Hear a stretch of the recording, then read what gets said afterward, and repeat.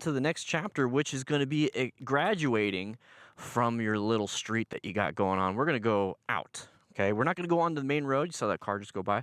We're not going on the main road. We're staying in the neighborhood. And what we're going to be practicing here is emergency braking, swerving, shifting, and honestly, what I think should be an emergency skill, emergency acceleration. So we're going to do some start and stopping, some swerving around manhole covers and stuff, some natural breaks in the road like that manhole cover. And once again, hopefully there's no traffic. So pick a time where there's less traffic or no traffic and have some fun. So that's the main thing here, is have some fun. If you get a little too exhausted or too nervous, take a break. But what we have to do is now do a U-turn, because this is a dead-end street, so we can go ahead and get out into the main road. Well, main neighborhood part. All right, so we're gonna go ahead and get back to the other side. Let's go ahead and do a little practice of that U-turn. So here we go, we're switching to the other side. I'm sorry, that figure eight. And we're gonna go ahead and do a nice little figure eight, nice and easy. Use the whole road if you need to. And here we go. A little nerve-wracking. So now what you have to do is actually pay attention to signs. If it's a stop sign, stop, okay? Max 25 in a neighborhood in the United States for the most part, okay? So if it's 15, you're doing 15. If it's 25, you're doing 25. So I'm actually going to slow down and stop, okay?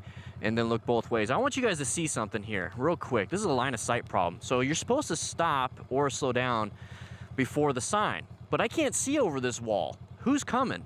I can't really see over that bush who's coming. So stop here, practice your braking. Go ahead and practice your friction zone and throttle control, paddle walk it a little bit. You notice how I can start seeing, and now I can see. Now I can see. Now I'm gonna do a left-handed turn. So it's kind of like the left-handed U-turn, but instead of turning all the way around, you're doing half the U-turn, which is a left-hand turn. See, we got a car. So a left-handed U-turn is two left-handed 90-degree turns. So we're just gonna do one 90-degree turn. So same thing, if you need to paddle walk, that's perfectly fine. Goal is to keep our feet up. So there we go, we got our feet up. All right, so we have a stop sign up ahead. I can see it way over there. So I'm just kind of cruising. Go ahead and hang out in first for a little bit. Have some fun for the first couple minutes, just kind of cruising. Okay, so you hear the engine RPMs? Get up. When you start hearing the engine RPMs really climb up, especially in first gear, it's about time to go into second gear. But we're gonna hang out at about 12 miles an hour, 11 miles an hour in first gear for just a little bit, because I want to practice real quick just riding with my feet up. I feel good. But we have a stop sign coming up. Okay, so once again, we have to watch for traffic and we have to pay attention to signage. So instead of mailboxes and driveways, it is signs that we're paying attention. These are our start and stop points. So we're gonna go ahead and stop. And once again, I was supposed to stop behind the stop sign, but I can't see. So it's just a natural instinct for me to kind of creep up a little bit.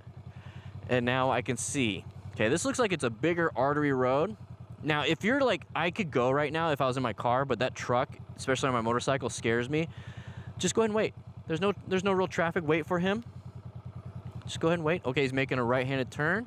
Very good. A good option here that you should be doing is using your turn signals, because we're turning left. So we're gonna go ahead and make our way. Now that's a secondary control we never really went over. So you have to turn it left to go left, and you notice how it's not turning off when I'm going straight? You have to push it in to turn it off, okay? So, hey, it's a no outlet. I like that idea, so I'm gonna turn left. I'm gonna look, I'm gonna maintain. It's like, oh, there's gravel. Well, I'm gonna go ahead and avoid that gravel, especially if there's no cars, and then I'm gonna get back into my lane. That is like the miniature of miniature swerves that you just did right there, if there's a little bit of gravel. So good job on that. You're avoiding road surface hazards in the middle of a turn, so that's really important. All right, so we're kind of cruising. We have a dead-end street, so a big cul-de-sac, thankfully, but if not, you already know how to do a U-turn in the middle of the road. But I'm gonna use the cul-de-sac, the whole cul-de-sac, and wave at everybody so that they understand that you are training. So we're gonna turn, turn, turn, turn. I definitely look like a new rider, just kind of cruising. All right, so we're back here. So we're gonna go ahead and stop at the stop sign. I'm still cruising. Oh, I didn't turn off my turn signal, you see that? Yoink, turn it off. You have to push it in, okay? So we're coming up to the stop sign. And now we got pretty comfortable with, you know, just riding in first gear. But what do we do when we want to shift gears? Okay, we're doing some braking right now. Okay, we're gonna turn left. We're gonna go ahead and see what's around this corner. Nothing, nothing. So let's go ahead and turn left. There we are. Turn off the signal by pushing it in.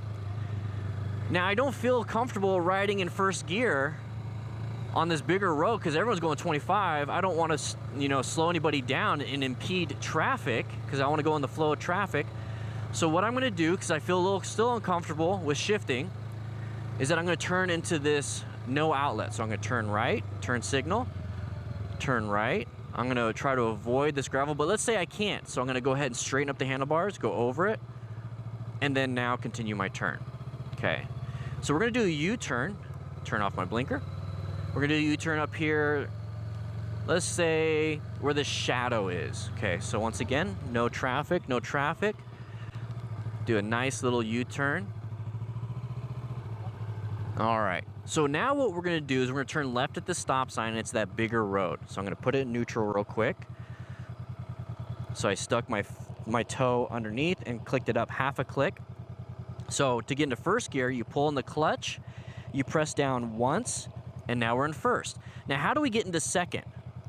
Okay, so how do we get into second? What I'm gonna do is now get underneath it and click it up once. Now, like, I'm pulling it still, and it's not climbing second, third, fourth, fifth, sixth. I pulled it up once. I can pull it up again once, and it's in third gear. I can pull it up again, and now it's trying to find the gear. It is fourth gear. Pull it up again, and now it's in fifth gear. I can pull it up again, and now it's in sixth gear. But I can't just take off in sixth gear. First gear and second gear, yeah. Third gear, it's gonna be a little bit more difficult. So we're gonna start off in first gear. So one click, one click, one click, one click. We're in second, one more click. Oh, I did a half click down, so it's neutral. So one more click, first gear. So we're gonna take off and we're going to shift on the main road. So how do we do that? Okay, so there's a whole process to it. Okay, so what we're doing is we're pulling in the clutch.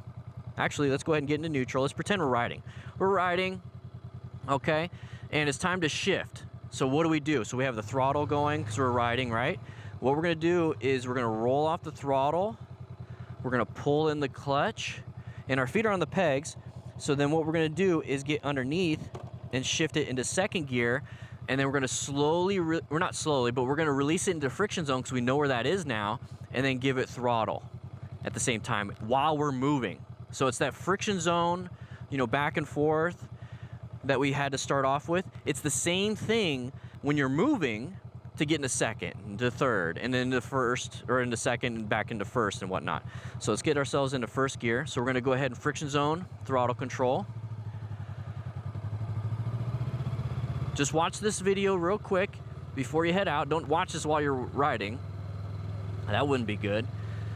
I'm just kind of giving you guys the tips of what you need to do to practice in the neighborhood. So we got our turn signal, squeeze the clutch, squeeze the front brake, apply a little bit of rear brake, and we're turning left, okay? So let's try to pick our feet up. There we go.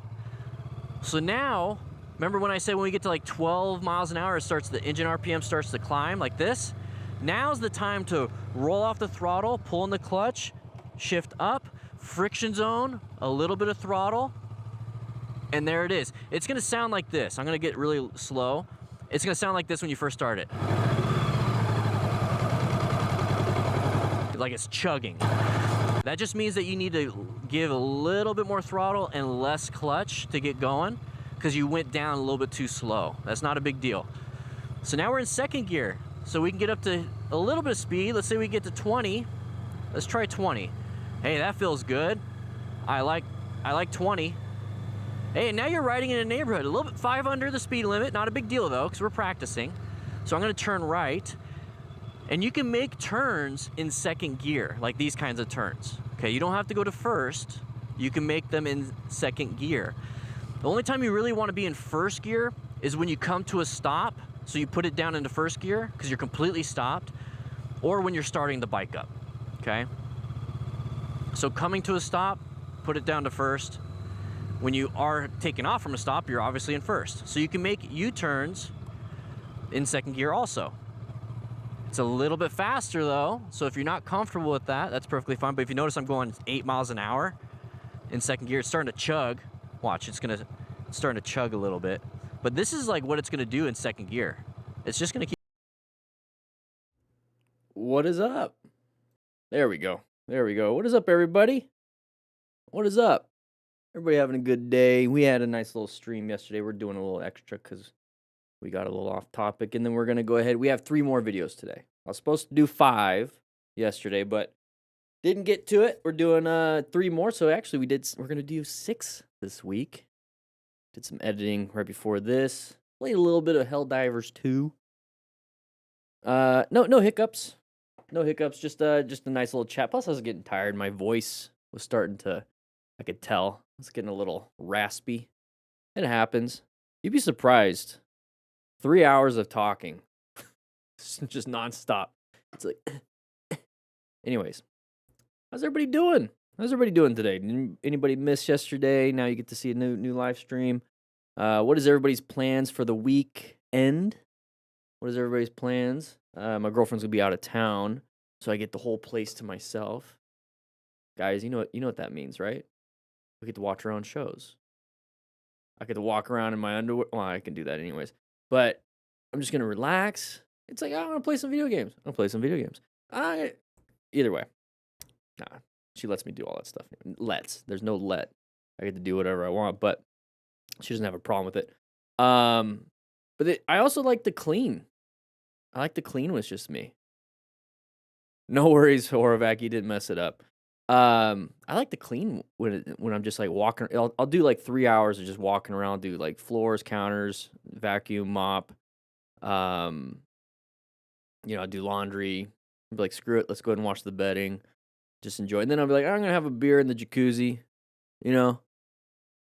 Simple stuff. Yeah. So Saturday I'm riding with the leaders for IFRD, then heading to the rugby match. Ooh, rugby. Nothing for Sunday yet. Hubster has golf, and that's another thing. So sounds like your husband. I'm about to say hubby. Your husband, playing golf with his friends. That is such. I don't know. Do you understand, Shmi? Do you know the feeling? Have you ever went golfing with him?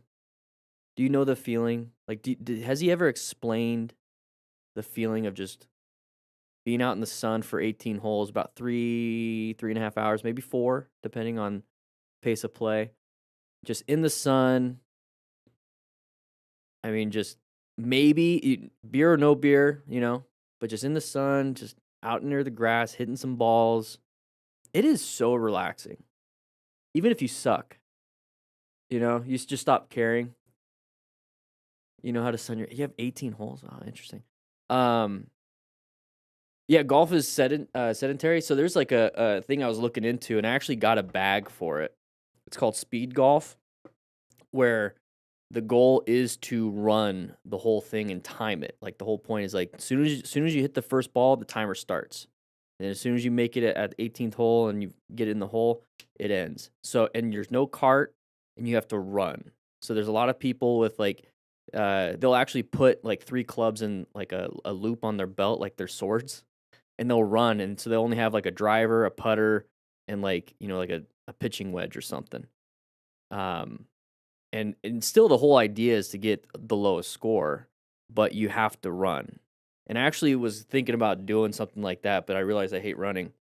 But I do like walking the course. Like with my bag, it's like you're rucking basically, and you're walking the whole course and doing that. I rode with him in Kauai, and it was this like seeing him relax with his it's just so relaxing. It took a little bit with the driver. Like I used to I grew up playing par 3 courses because I couldn't afford the real ones.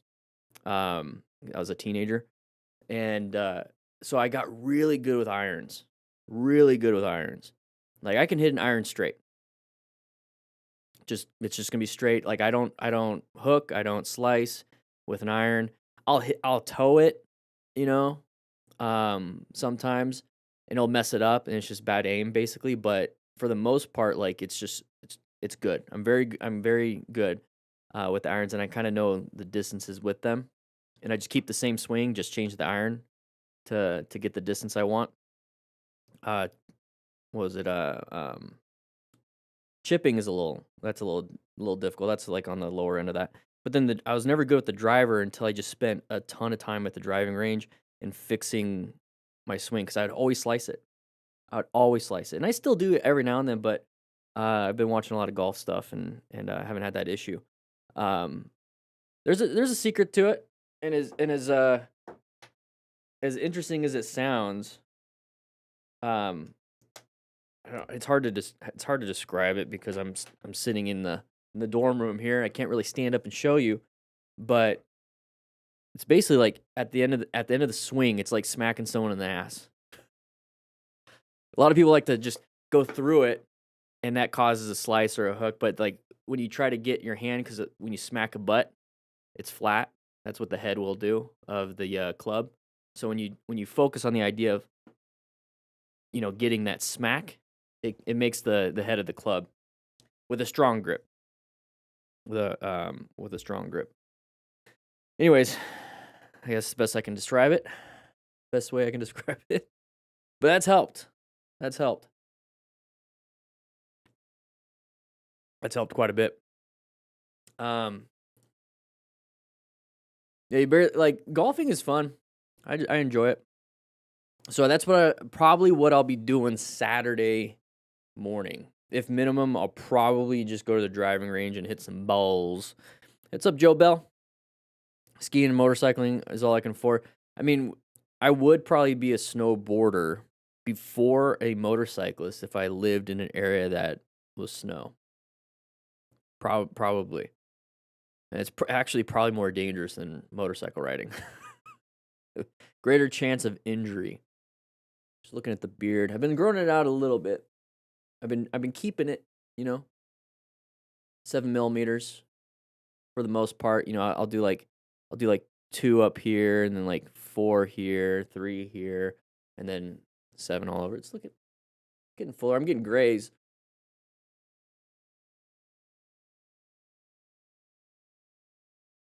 A little bit of gray.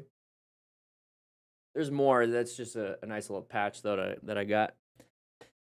It's getting there. It's getting there. How's everybody doing? Everyone's piling in. This is good. We're going to start. We have 3 videos. If you're just now joining, we have 3 videos. You have to hit that like button to get into the classroom, though. That's gonna be the thing. Is like you gotta hit the like button to make it into the classroom. You have to check in. That's basically how you check in. And when you get in, you get a slice of. You know what? You guys want donuts today? Let's mix it up. We can get sushi or donuts. Unless you guys want pizza. You know what? I'll make a poll. We'll chat in here for a little bit. I'll make a poll. What do you want to eat? Go ahead and do this. Pizza, donuts, sushi. I like sushi. All right, we created a poll. It's in the chat. I wish I can get some burgers, maybe some sliders, some wings. I might be able to get that done. I'll see what I can do about that. We're getting there. We got donuts and sushi leading the way.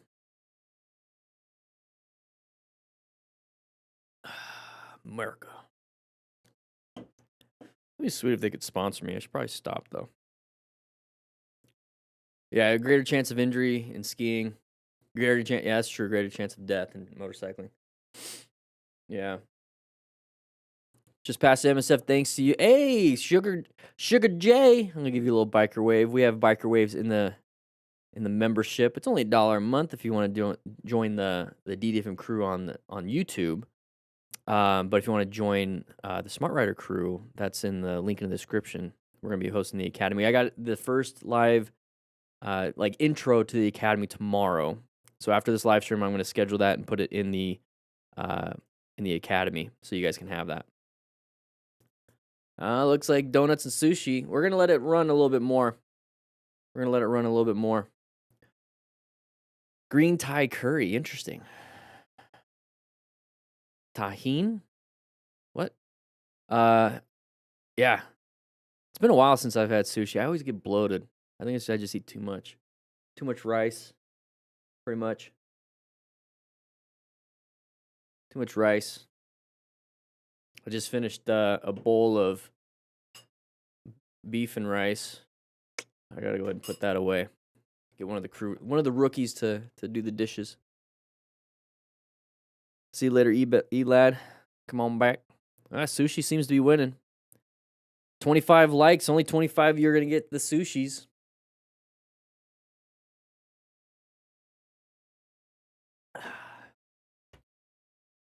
%40 of you want sushi. Interesting. Looks like it's going to win. We'll go ahead and get it going. Let's go ahead and get... Let's see. Make sure that we got the sushi. Yes, we do.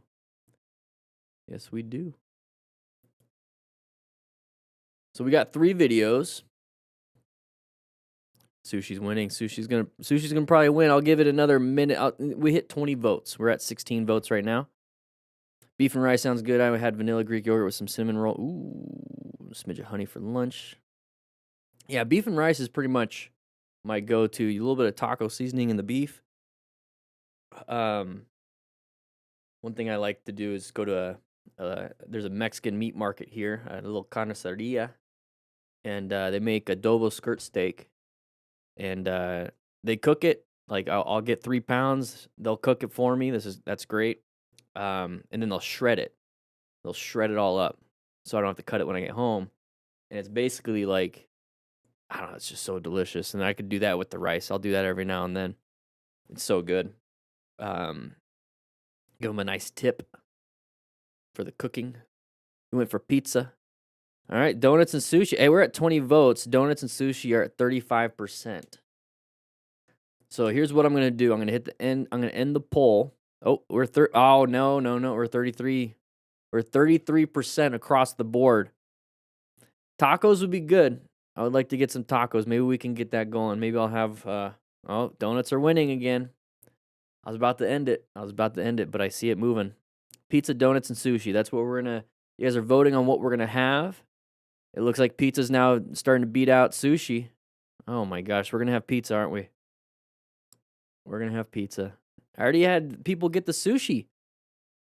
I already had people go out and get the sushi. I guess we're gonna have sushi at the end of the day. We're gonna have pizzas. All right, someone's gonna have to go to Costco and grab some pizzas. Maybe a little bit. Little Caesars is good. Get about 20 hot and readies. Chicken and waffles is good too. Now we're just talking about what we like. Like, what's your favorite meal, guys? What's your favorite meal? Only 29 of you signed into class, though. That's 29 of you that gets whatever we vote on. So you hit that like button. There's 60 of us getting ready to get into class. It's 25 votes right now. Pizza's at 40%. Chicken wings, steak. I love steak. I'm a big red meat guy. I like red meat. Red meat and potatoes. Rice is good, though. Rice is good. Some jasmine rice. I like it with a little butter and salt. It tastes delicioso. I think that's Spanish for delicious. Let's take a look. We got the video. That video that at the beginning is the first ride in the neighborhood after teaching you how to go up and down the street, doing U-turns, figure eights. And this was the first ride in the neighborhood. That's part of the system. I don't know if Darlene's in here, but I noticed that she went and got the physical printed book, the Smart Rider Training System, the book. Just sent it out. This morning. Did a nice little walk. Somebody else went and got something too. Somebody else got the Riding Smart book. It looks like we're having pizza. It looks like 44. Let's get to 30 votes. Let's just see what it looks like at 30 votes. We got 27 votes. 3 more people voting, and then I'll go ahead and end the poll. A donut sushi coalition and overrule pizza. Oh, donut and sushi. Anybody ever have a Krispy Kreme hamburger? Like they use the Krispy Kreme donuts as the buns. I've never had one, but it sounds like it could be pretty good. What do you guys think? Is that what it's called? The Luther? I didn't know. Is that what it's called? Oh, yeah, it is. Yeah, it is. That looks interesting. Shake and bake pork chops. You know, shake and bake's not bad. A little was it panko breadcrumbs?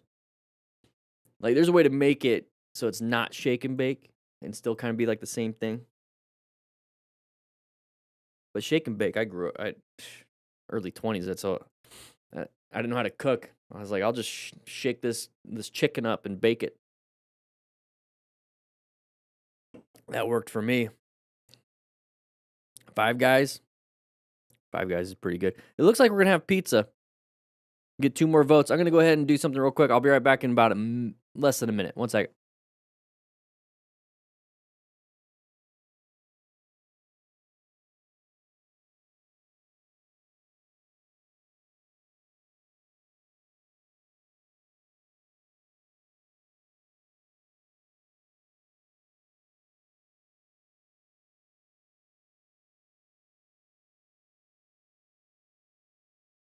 All right. 29 votes. It looks like we're gonna have pizza today. Looks like we're gonna have pizza today. Let's go ahead and make sure that we got the pizzas. Yes, we do.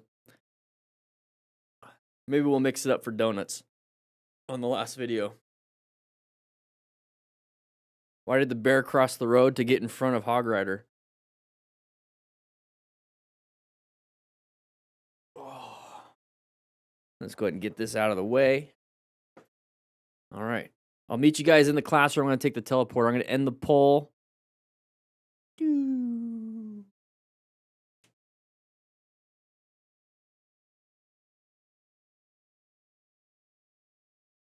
What's up, everybody? We got pizzas. Hey, look at that. We had pizzas yesterday. We're going to have pizzas today. It seems like pizza is like the thing to do when it's a big group.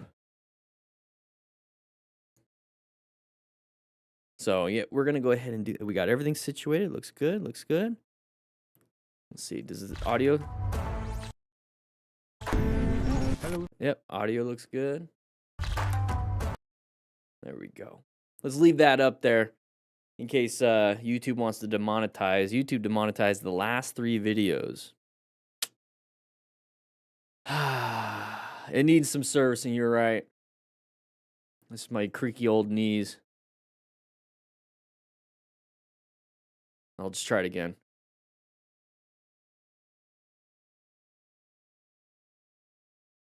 There we go. Look at that. Okay. We're a generation who got free pizzas for free. Yeah, I remember that. Read a book, you get a slice of pizza. From, was it Peter Piper, at least for me. I remember that.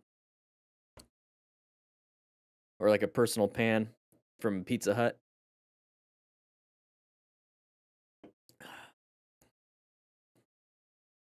How you doing, Samuel? How you doing? We got some videos. Let's go ahead and let's see. So we got 3 videos. Go ahead and get rid of these notifications. Hey, we got that one. It's gonna be inappropriate for most. All right, let's take a look. What do we got? Ooh,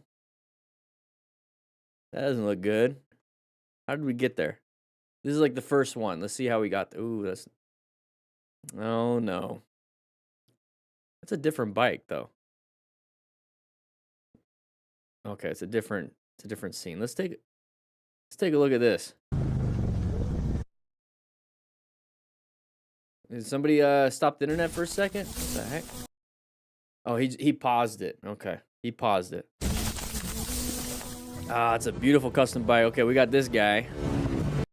Oh, jeez. What do you think happened here? So we're looking back. Oh yeah, there's a turn.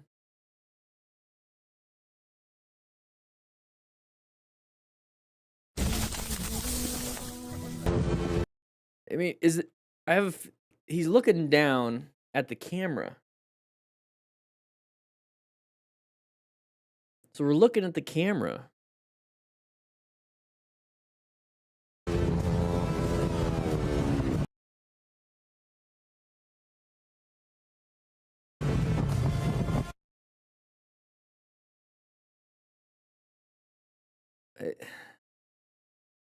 No, I think we just quite literally are not paying attention. Oh, that's an expensive mistake.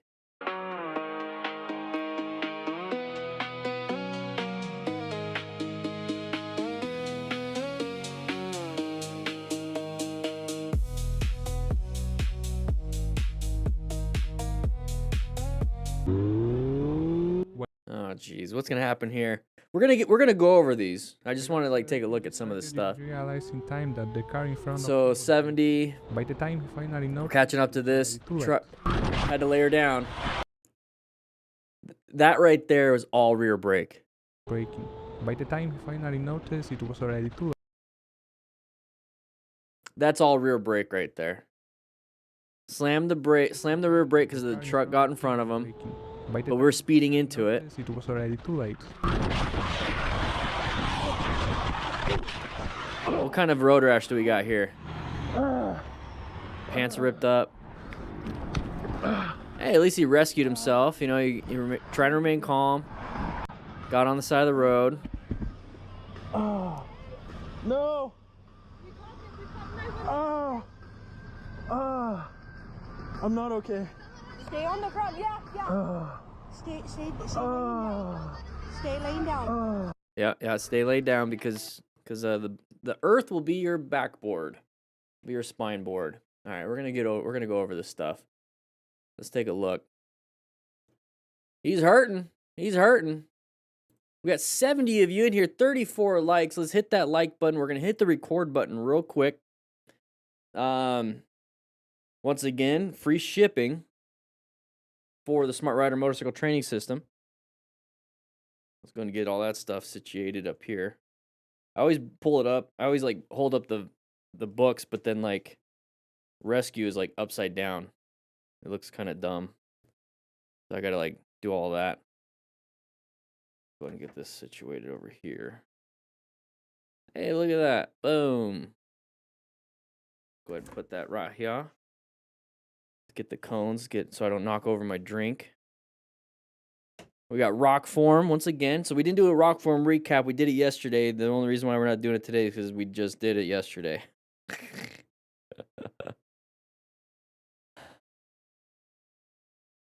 Yeah, transferring 360 videos from an SD card to an external drive. Unless it's USB 3 or USB-C, it's slow. Especially if you have a lot of footage. So hit that like button. 39. Okay, when we get one more like, let's get 40 likes. That's how you get a slice of pizza. You hit that like button to get in the class and have a slice of pizza. There we go. We got 40. Boom. Look at that. Look at that. Whoever hit the 40, say hi. Thank you so much. Here we go. We're going to jump into this. We're going to go over some crashes and close calls. I'm going to repeat this because when I hit record and it goes out to everybody else that misses the live stream, you know, they have to know that, hey, it's educational. And I think YouTube hears that. And sometimes they don't demonetize. So we're gonna do that. So here we go. Gotta get the pen out. Forgot about the pen. Gotta get the pen out. Where is it at? Pop up. There we go. Let's make sure it works. There we go. We got the pen. Got the pen. All right. So 3, 2, 1. What is up, everybody? DanDanTheFireman here. We're going to be going over some crashes and close calls because we want to make sure that we don't make the same mistakes like running into our own buddy in a group ride. And the point of this is that we're going to be going over the mistakes, but then we're going to be talking about what we could be doing differently here. So that's going to be an interesting one right there. But we're in a group ride. We're going all over the place. We're riding with our friends, getting from point A to point B. You know, hopefully we're utilizing the plan method. This is part of the Smart Rider motorcycle training system. It's a set of books that will get you from 0 to getting your license, basically, practicing your motorcycle operator skills test, and a bunch more. We'll talk more about that, but all the information that we're going to be using in this live stream is from these books. Check it out, links in the description, free shipping. So right here, we're all over the place. Part of what we do when it comes to group riding, even when you're solo riding, I want to make this a point. Solo riding, group riding, we try to ride staggered. whether it is a motorcyclist that we're with or it's a car. If this is the car and this is you, don't be side by side or in the blind spot. Be staggered off to the side of these people so that way if they do switch over, we don't get hit. If we switch over because we have to swerve around a manhole cover or a pothole or a road surface hazard, we don't hit them. That's kind of the point. So when we're in a group ride and it's not structured, it's just chaos. And it's not something we want to be doing. Always So safe. whose fault? Whose fault is it?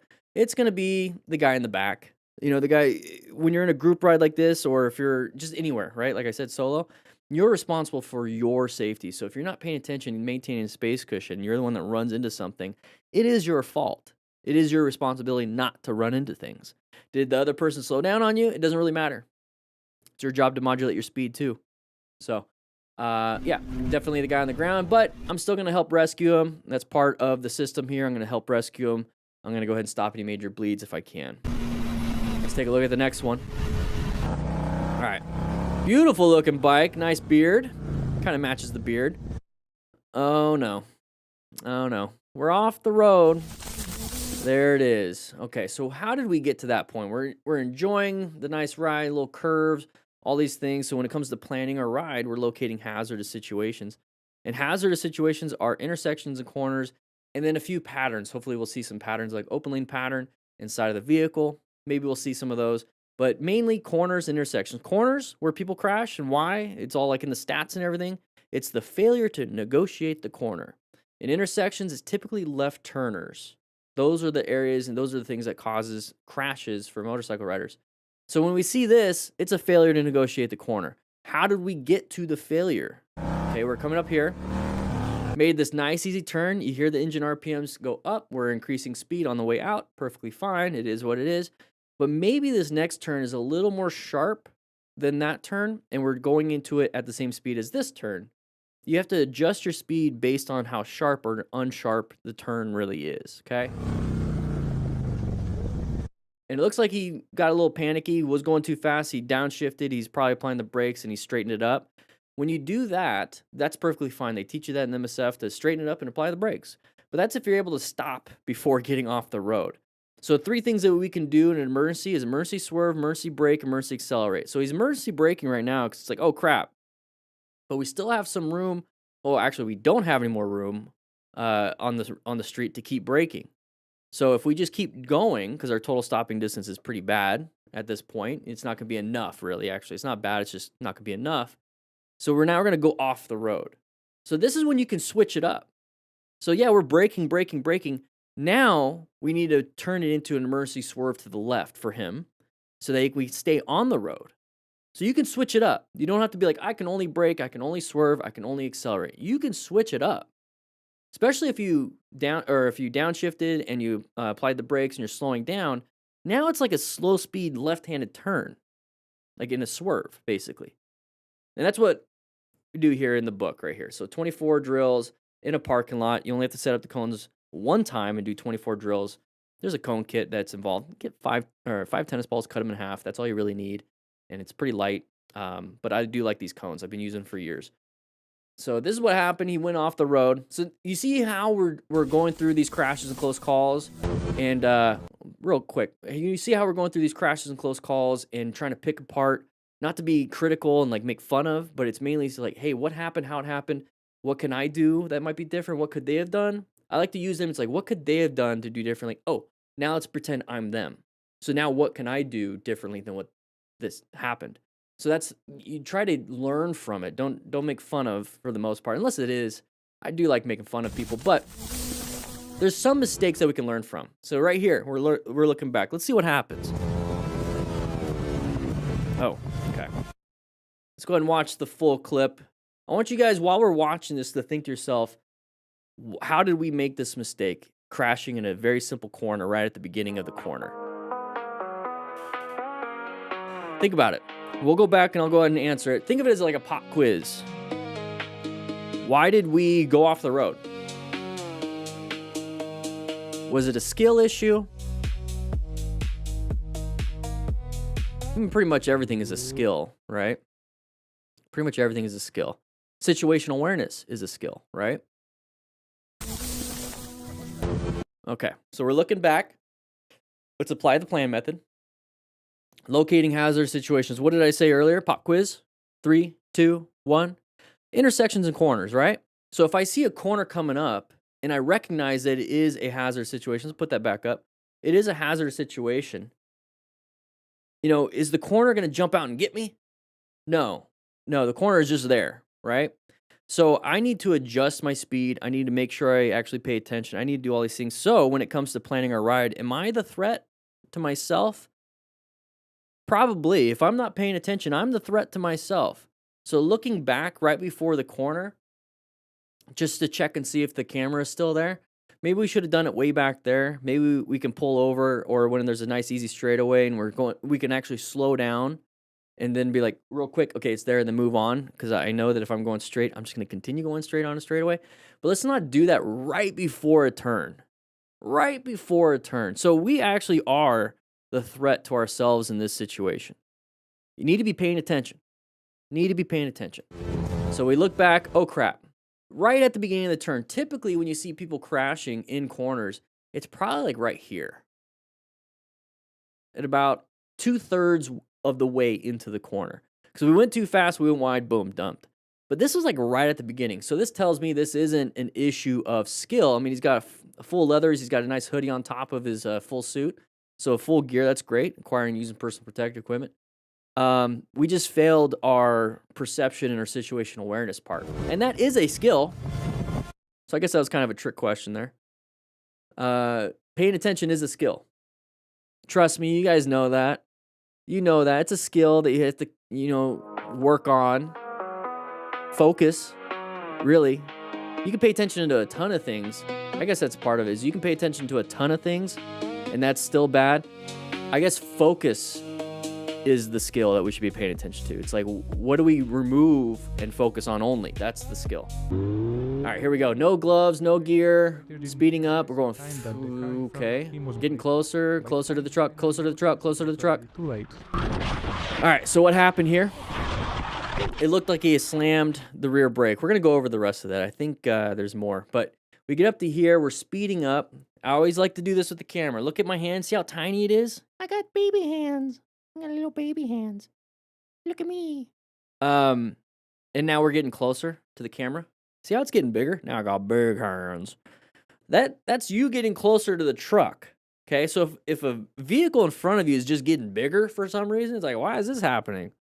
It's like the reverse of Honey, I Shrunk the Kids or Honey, I Shrunk the Kids 2. It's the opposite, right? And so it's getting bigger. That means we're getting closer. Why are we getting closer? We're speeding up. The car in front of him was braking. By the time he finally realizes. It's like, don't you realize that you're going to be catching up to things? It's very visible. Very visible. I could see it. There's lots of lights. So what happened there? It's the whole, I had to layer down. So this right here is all rear brake. He's slamming that rear brake. Slamming it. Boom. So that's where the fishtail happens. Watch the fishtail. The car in front of him was braking. By the time he finally noticed, it was already. There's the fishtail. That's the rear tire locking up because we slammed that rear brake instead of progressive braking of the front and rear brake. He slams the rear brake, locks it up. Now we're sliding that back tire, loses full traction. Too late. And then it turns into a high side, flips over. Very high mechanism injury. Not very good. If you don't know what that is, that's what it is right there. You can pause it if you want. I'm going to go ahead and take it away. And then we hit the ground. No gear other than a helmet. And I think the only reason why we get helmets nowadays, not me anyways, or most people, is because they can attach a GoPro, attach an action camera. It's like, I got to have a helmet to have an action camera, so I'll get a helmet. Get other gear. His pants are ripped up. Looks like he's in pain. All right, so good job moving off to the side of the road. So the first thing after a crash is remain calm as best you can if you're able to be cognizant and aware. Remain calm, ensure your own safety. Get out of the roadway. That's one of the big things here. Get out of the roadway. You're going to get hit by another car. Get out of the roadway. Now check for any major bleeds. This is for self-rescue. It's the same thing if you're going to go rescue somebody else, is that you need to remain calm. It's not your accident. You need to ensure your own safety. It's not your accident. You don't want to get hit by a car. And then you can also now stop any major bleeds for the other person, and then you can quickly assess the severity if you really want to. And it comes with the card. that you get with the print system. There's also a digital version. You get the digital versions with the print system too, and then also the rescue booklet. Nice little comic book. Shows you how to do everything. But that's where that is. Let's go and watch the rest. I think I'm good. You think you're good? Good. Now do a check of your body. Good job laying down. You don't want your blood pressure to dump and then you fall down again, now without a helmet. Now the pain's kicking in. Okay. Now you're not okay.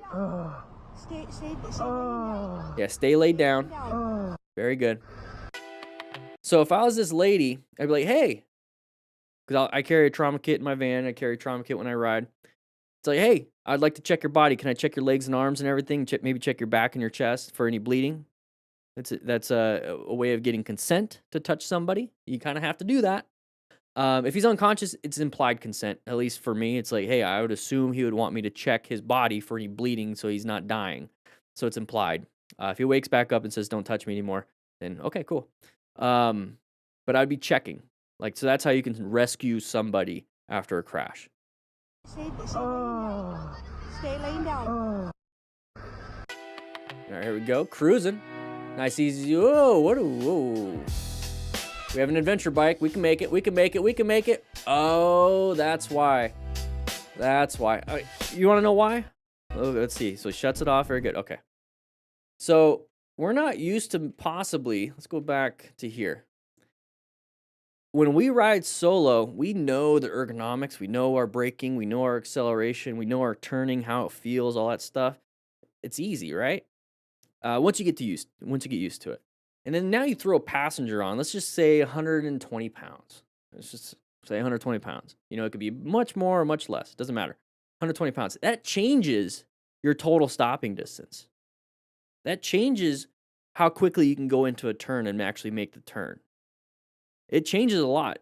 Anybody here with a truck, drive a truck, nothing in the back of the truck, in the back of the van or whatever it is, back of the truck, nothing's in there. You're normal. Now let's go ahead and throw in 1,000 pounds in the back of that truck, right? Or the back of like your moving van before you load it, and then now you loaded it. It's a different feel in the turn. It's a different feel braking. It's a different feel accelerating. It's the same thing with the motorcycle with a passenger. So when I see somebody do something like this, it tells me that this person might not be used to. Is this the start of it? Might not be used to having a passenger. And once you get used to having a passenger, then it's back to like, oh, I know how to do it. And it's just easier driving or riding solo. Same thing with the truck. You're used to it, used to towing, used to doing this stuff. It's like, not a big deal. This right here, though, it really shows me it's like, hey, we took this corner way too quick. We're not used to it. This is an easy corner. Maybe I can do this at this speed by myself, and now I'm trying it with a passenger, but it changes the ergonomics. That's really one of the big problems when it comes to passenger riding. And the scary thing is that when we're doing this with a passenger, now you're responsible for their safety. It really kind of emphasizes how careful you should be the first couple times with a passenger. And it also emphasizes, I should probably train a little bit more with a passenger before really doing some crazy stuff, right? And I still wouldn't do crazy stuff with a passenger just because the whole point of riding with a passenger, for me anyways, is not, hey, let's do some crazy stuff. I want to impress you. It's all, hey, let's just have a nice chill ride. Just a nice chill ride, do something, it's like playing mini golf together. It's not really, I guess if you want to do competition and try to beat your first date, that's cool. But, I'm never gonna let somebody win. But I'm not gonna be like in their face, oh, I beat you. Same thing with riding. It's like, let's just chill. Oh, I didn't see that. Look at her smack.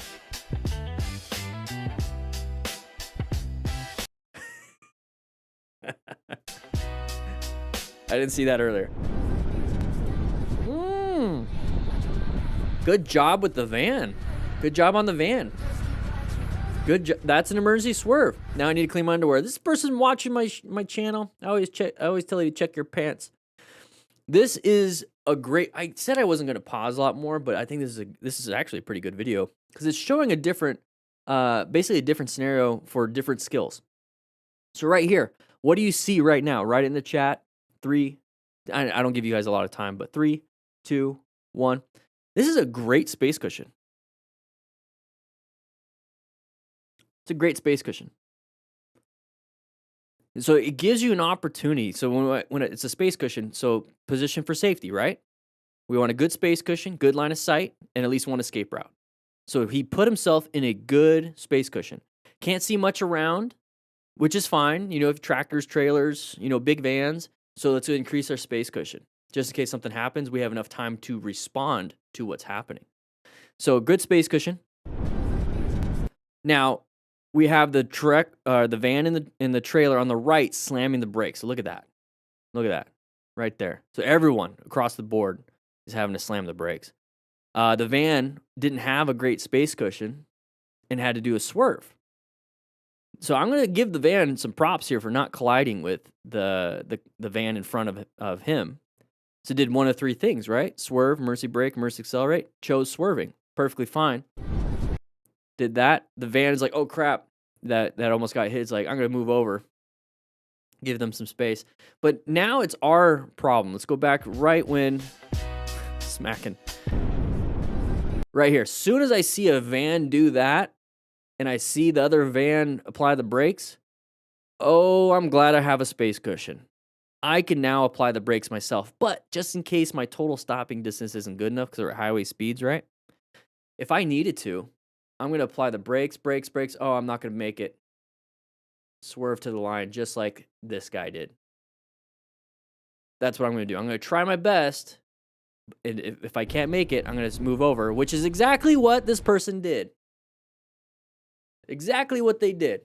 Now, when you get to this point, it's like, okay, everything's fine. Hopefully the van to my right's not going to swerve into me, but I'm in a good spot over here. I can take the shoulder if I need to. I don't have to go off like the van. I just have two tires that I can do this, right? I can stay on the shoulder. I can stay on pavement.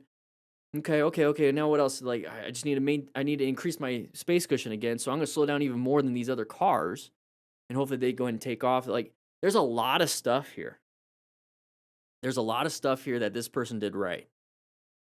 You see what I mean when it comes to after action reviews? This is really good.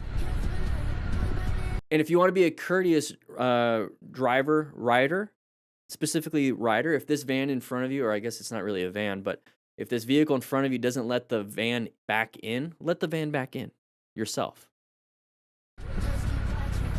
Okay. Just like he did. This is a great job. Great job. And on top of it, full gear.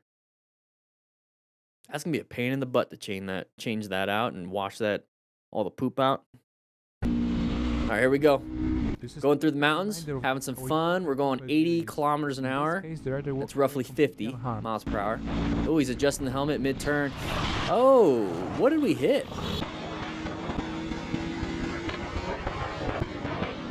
Oh, look at that. Look at the road. You see that little crack? So it's like an uneven pavement thing. There we go. A little uneven pavement. Hit the crack.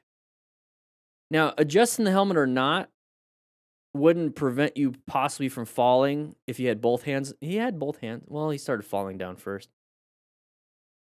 Let's go. Oh, so you hit it back there. Let's see. In this case, the rider walked away completely unharmed. Oh, no. It looks like I don't know what we hit, but I was assuming that was the thing, but he did it earlier. Maybe he just lost balance. Harmed. Right here. So, probably road surface hazard, but if you're adjusting your helmet, it's going to mess with your vision. Either way, like, it's hard to figure out exactly why this person crashed, because it seemed like it was pretty easy. Like, when you get to the point where it's like, oh, he's not doing anything crazy, how did he fall down? That's usually when I default to road surface hazard. And if he's adjusting his helmet, he's not going to be able to see the road surface hazard as well. But even if he did see it and still hit it, this is what it would look like. So at the end of the day, as smart riders, we do acquire and use personal protective equipment just in case. Just in case. And then rescue just in case. And then so if you have your you saw the friends up ahead, if you have your Cardo Pack Talk Edge, so I get a duo with your buddy, so you split the cost. It's actually cheaper. And there's a discount in the description. If you click that link and use the discount code, I think it's 10% right now. You can talk to him and be like, oh, crap, I crashed. maybe they'll be able to do a nice little U-turn and come back and then hopefully rescue you. It does look a little wet. Yeah, the road does look a little wet. I did see that crack. I think it might have been the crack. Might have been the crack. Yeah. You see how like just like a little bit? Man, that's why it's dangerous for motorcycle riders. A car would have never had this issue. But this is why we pay attention. We need to be paying attention. Yeah, multiple factors involved. Oh. Yeah, leaning a little too hard. Trying to go a little too fast in the corner. Oh, no. Gravel. There's the gravel. So when you're... that person, yeah, just going a little too fast in the corner, dumped it. So when you see intersections, remember, once again, intersections are dangerous. You know, this just happens to be gravel. The road is like right here. I'm kind of in the way, right? So that's where most cars go, right? Most cars go here and then like here, right? So all of this is where the cars don't go. So when they kick up dirt, like they either push it away from the road that they're riding on and it just lands in areas that nobody touches, right? And so in the gore area right here, nobody's riding or nobody's driving in. So the dirt just stays there until the next rain. And then it just gets muddy or it gets pushed away and maybe cleaned up. So when you go make your turns, these wide turns, stay out of this area. I get we're staggered, but in these situations, try your best not to get into the dirt and the gravel, especially in the middle of a turn because you're going to lose traction. That's what happened. Let's go ahead and rescue each other. Good job with the rider behind him and applying the brakes and not hitting him. Nobody stopping? Why isn't anybody stopping? I think this is that mentality of somebody else will stop. Think about that. If pretend you're this person, right? If you feel like somebody else will stop, don't you think somebody else might think somebody else will stop? Somebody else will stop. Somebody else will stop. Somebody else will stop. Somebody else will stop. Before you know it, nobody stops. It just takes that one person to be like, I'm going to stop. Now, if we all had that mentality in this group ride, let's say we're riding with the Smart Rider crew, and it's like, I will stop. If that's the main foundational mentality, that means you're going to have more than enough people to help. So please change your mentality of somebody else will stop to I'm going to be the one that stops. Almost getting slimed by a RAV4 was not RAV4? go kart this Switching, it's going to be a merge issue, right? year. Nope. Are you serious? Ew, what is that? Yeah, so this bleh is going to run me over. This is why I don't get in front of idiots, especially when they're angry with me. Because now they have full opportunity to run me over. I'll stay behind. Let the idiot be in front. So And don't egg it on. I am riding a little bit longer. I'm starting to head on to my auxiliary street, and it leads to my main street. Nobody ever says that. It's Over pretty and see interesting. if she's gonna follow me down here. See if she's gonna talk like reasonable people. Nobody's going to talk reasonably. Nobody ever does. Mistaken. Whoa. Well, you did park in the road. You know? All right, so we're going to lane. I can't see nothing. Here's another situation. Nice little editing. Nice little editing. It doesn't really look like that. But it does emphasize that when you're going through a tunnel or an underpass, right now, like we've seen it in a previous video where before you enter, you can't see what's in the tunnel. And then when you get in the tunnel, you can see what's in the tunnel, but you can't see what's outside of the tunnel. Your eyes are having to focus quickly. You notice how it's a little bit harder to see on the other side of the overpass? Just a little bit. It's not like this, though. Not like that. But it's a good emphasization. Is that a word? We just weren't paying attention. Just weren't paying attention. That's painful. I say it in a lot of these live streams when we see something like this, to not look up the open book fracture, traumatic open book fracture on Google with safe search off and click images. Don't do it.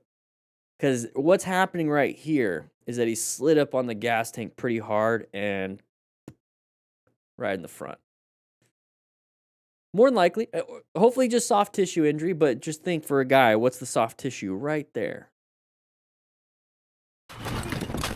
Here's another situation where for some unknown reason the rider spots the braking cars ahead of him way too late. Too late.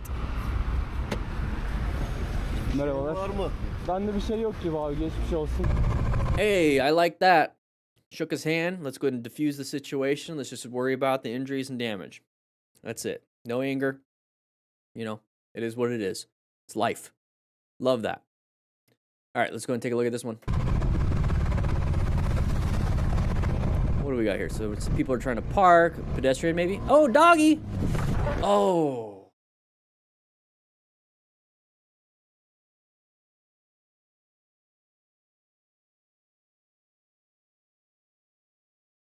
Usually they blur that out.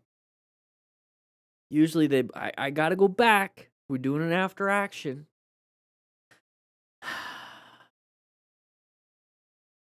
So after action on this part, it's a line of sight issue. We see pedestrians. There's people getting on and off. It's taken nice and easy around these things. If you've seen me long enough, I do the whole haunted house analogy. Oh, what's around the corner? What's around? Okay, now it's clear. Go. Okay, same thing. Don't anticipate random dogs, but as soon as I see a random dog like this, I'm not going to try to gun it. And if I'm going to remember 3 things: emergency accelerate, emergency swerve, emergency brake. You could either swerve left and gun it, or apply the brakes, let them kind of get near you, then you gun it because you kind of have to juke them.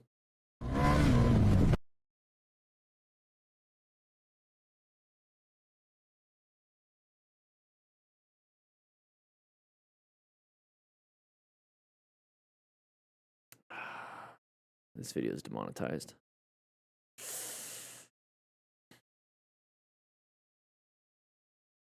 It's also an important thing to note that an animal that small will more than likely cause you to crash. So a lot of people have given me crap back in the day because I mentioned it a few times, but if it's like a squirrel and there's no way to get around it, it would be unsafe for you to swerve, unsafe for you to like brake hard or do anything. And the only thing left for you to do is to run over a squirrel or like a small, like an animal that small, like a prairie dog, a ground squirrel, a gopher. Just run it over. Because something that small is the tiniest of speed bumps and you're able to get up and over it. But an animal this size, it's just going to knock you down. It's just going to knock you down. And so you do want to try to swerve. Okay, it's running off. That's good. It ran off. Doesn't change the fact that it probably has broken ribs. So, damn, that sucks. Hey, we're doing slow speed maneuvers. Once again, it's part of the drills. We can do some drills here. Let's see what happens. I don't know if we're going to be successful. No. So you learn how to do that in the Smart Rider drills. It's part of the system, guys. 24 drills. I show you how to set it up. QR codes. And you get a digital version that gets on your phone so you can actually put it on your handlebars, use rock form, and do the whole drills. All right, here we go.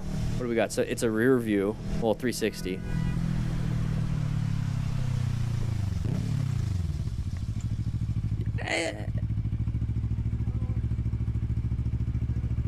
Honestly, I can't be mad at the driver on this one. Let me double check. We're in the left lane. Yeah, I can be mad at the driver. If you're gonna switch lanes, let's see if I can get it right. No, maybe it's gonna be a few frames ahead.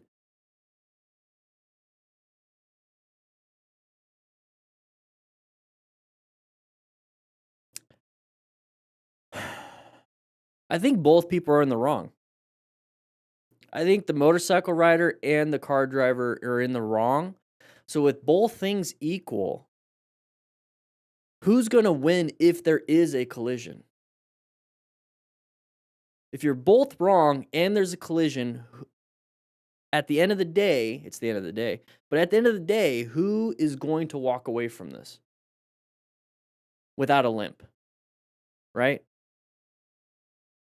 So that's the scenario. Now let's switch it up and be like, what could we do to mitigate this? At least get us out of the wrong. If you're going to pass somebody, switch lanes completely. Switch lanes completely. Or don't pass like there. Like we're coming up to a stoplight anyways. Just don't even pass. Right? You see what I mean? I don't know. Write in the comments. Tell me what you think. Call me dumb or whatever you want to do. It's like he preemptively lane split to get in front. There's so much wrong. It's so stupid, it's hard for me to even understand. I don't know. What do you guys think? And now we're gonna get angry.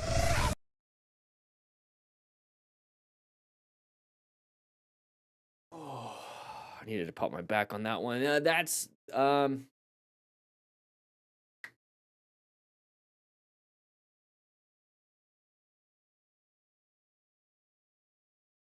idiot. That was maybe you're not an idiot, but this behavior is retarded. And if you keep doing that kind of behavior consistently over time, that's who you become. You have an opportunity to change it.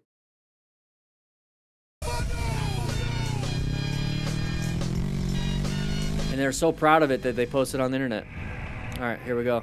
Everyone likes ducks. The driver making the Okay, stop sign coming up. Blind corner to the left. Hopefully nobody comes around that corner quick and hits us. Oh, I was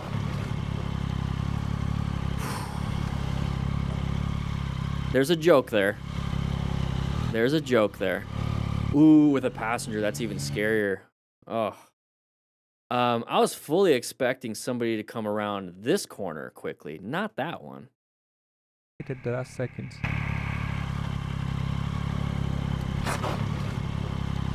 Saw it last second. There's an account. You never see the accountability. Didn't respond negatively. You see how like this person did not respond negatively, but the last guy decided to hit a mirror because he did something, and it's like there's an ego thing. I think he's just happy he's not dead. You know? Whoa, look at this area.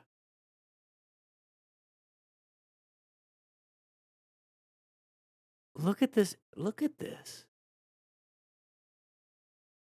It is beautiful.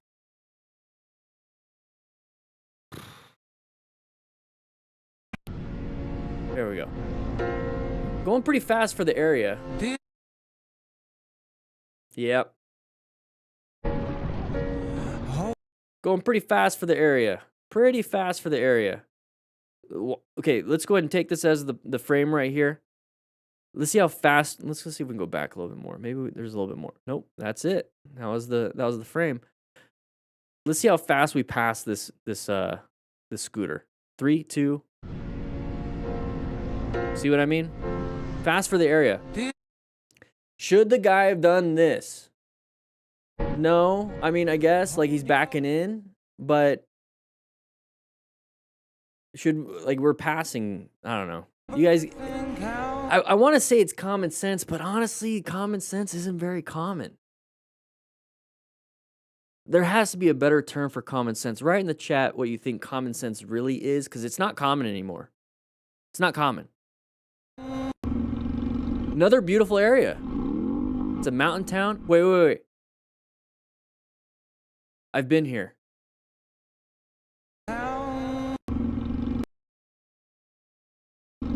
I've been here.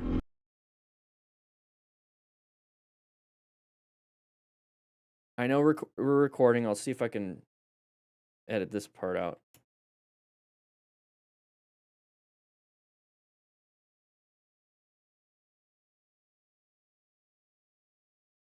I think I've been here.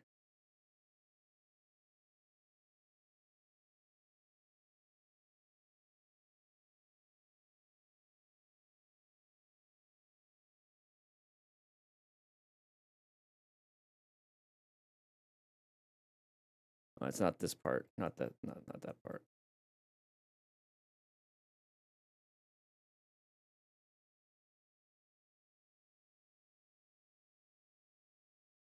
Ah, maybe not.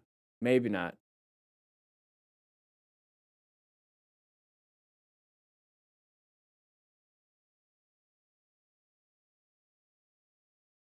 Gosh, every mountain town looks the same.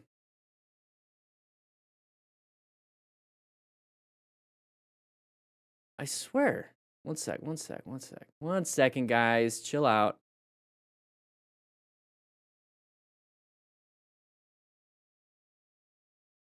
It looked more built up last time I was there. Anyways, okay. Maybe not. Maybe not. Maybe not. We'll edit that part out. Maybe it's Payson. No. Yeah, the guy turned left in front of you. I was wondering what it was. I want to know what town it is. It looks like Payson. I thought it was Alpine, but it's not. I'm gonna edit this part out. What's the license plate? Yeah, it looks like Arizona. Why is all the license plate terrible?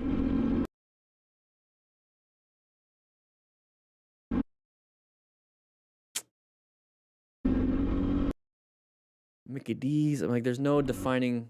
All right. Starting fresh. I'm gonna edit that part out. We don't need to see that. It was a dumb close call anyways. I'm glad you guys are here on the live stream. So grab yourself a slice of pizza. I'm editing all this out when it comes down to everyone else gets to see this. Have yourself a slice of pizza. We're gonna jump back into it. Okay. All right, here we go. Beautiful trees, right? I'm still gonna edit all this out. Isn't it beautiful? I like this. This I think this is Payson or like Pine Top or Sholo. Like this is the feel. If you've never been, we're just gonna have fun here. I know I'm still recording because I want to show you guys. Anybody been to Payson, Arizona? Anybody been to Payson?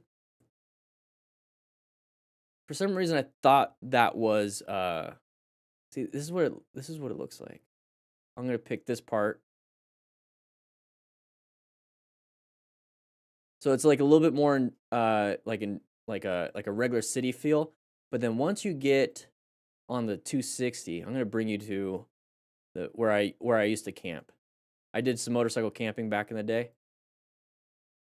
Christopher Creek is pretty nice, but I like Woods Canyon Lake. This right here, I'm gonna show you. This. Oh no! What happened? What happened? No. How do I get out of this part? This is the Mogollon Rim. All the hiking. So this is the drive up to it.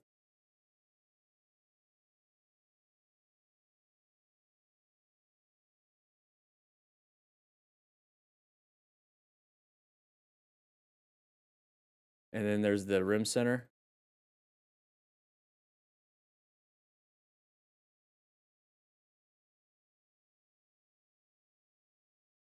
Gosh, there's a bridge up here.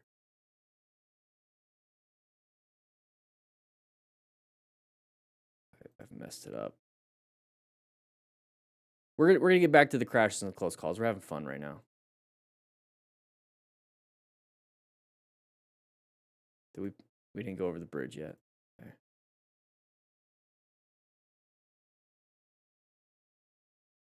I mean, you can kind of tell, right? Is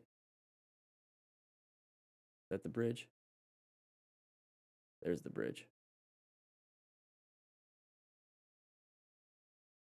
I mean, it's a beautiful ride.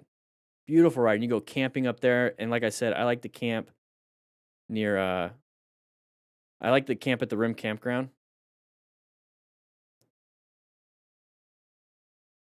So like this is what you're camping in. So right in there. You're camping up in there, and then you get access to basically like walking the rim road and whatnot. Let's see if I can.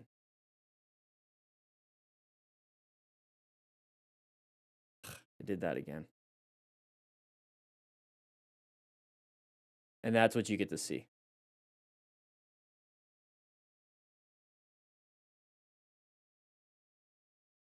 That's what you get to see. I have some pictures of me camping and standing where this person is. Look at that. Anyways, get back to this. Angry man. All right, here we go. 3, 2. I have to cut that last part out. 1. Here we go. All right, here we go. Oh! Dump the bike. So, like, looking at the whole thing, let's go see if we can get right to the beginning of this. So, we're coming up to here, nice and easy. Hey, we should have been slowing down, planning a ride, located a hazardous situation. We're going to go ahead and apply. Because, you know, if we think about the active threat is the fact that there's vehicles stopped in front of us, it's an intersection. So, I must do something, right? Apply some nice, easy braking, downshifting, nice and easy. We saw it ahead of time. We're maybe not paying attention. You see that right hand? Take a look at the right hand. I'm going to go back just a little bit.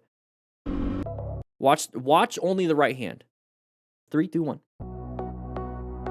The moment we started doing that is when we grabbed the front brake really hard. So that looks like a normal, I'm just grabbing the brakes. It might scare some people. It's like, I'm just grabbing the brakes. But now we grab the brakes and we squeezed hard. This is what happens. So that's why you do progressive braking. So you're like, oh, what's up with the bike? No, you did that. All right. For context, dude behind us got mad that I was in front of him.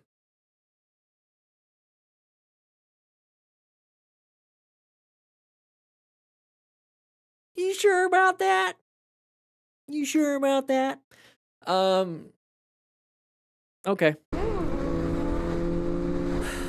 Maybe you were doing something. I don't know. I think we were doing some dumb stuff and antagonizing, getting close to the car, and he's just behind you.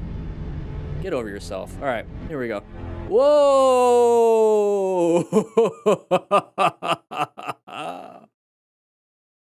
Either crazy ex-girlfriend or drug-induced craziness.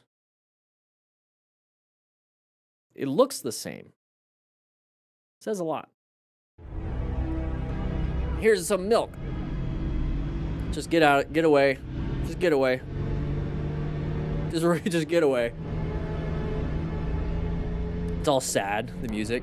All right, here we go. Hey, didn't I just point this out? Those of you not watching, we pointed it out on the live stream because I cut that part out. But this looks a lot like, you know, Payson, Arizona. Write in the comments if you ever ridden to Payson, Arizona, Woods Canyon Lake on the 260. Looks an awful lot like it's not. Oh, time to rescue.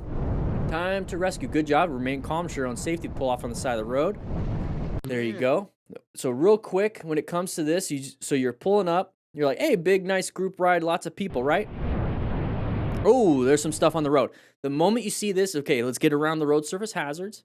Now we have to go through the checklist of this stuff. So it's, once again, it's part of the system. You get a little card, and you also get a phone-friendly version. So if you should know at least remain calm, sure on safety, right? That should be pretty easy. Stop major bleeds, get a little stop the bleed class to get a little bit more understanding. But if anything I want you guys to know when it comes to seeing something like this is remain calm and ensure your own safety first. If anything, that's one of the most important things ever. So right now, remain calm. Let's go ahead and do some good evasive maneuvers to get around the road surface debris. Then now let's go ahead and ensure on safety, pull off on the side of the road. Now, one thing you can do, and it's not going to be shown here because we just saw the ending of it. So he's doing the remain calm, very good. Remaining calm for everyone else, very good. Ensure on safety. Now, one thing I would add to this is that if you have the medical training, so you can stop major bleeds, I want you to go to the patient. If you don't have that training, go take a stop the bleed class. Highly recommend it. I do have a video on it on Motorcycle Training Concepts on how to stop major bleeds.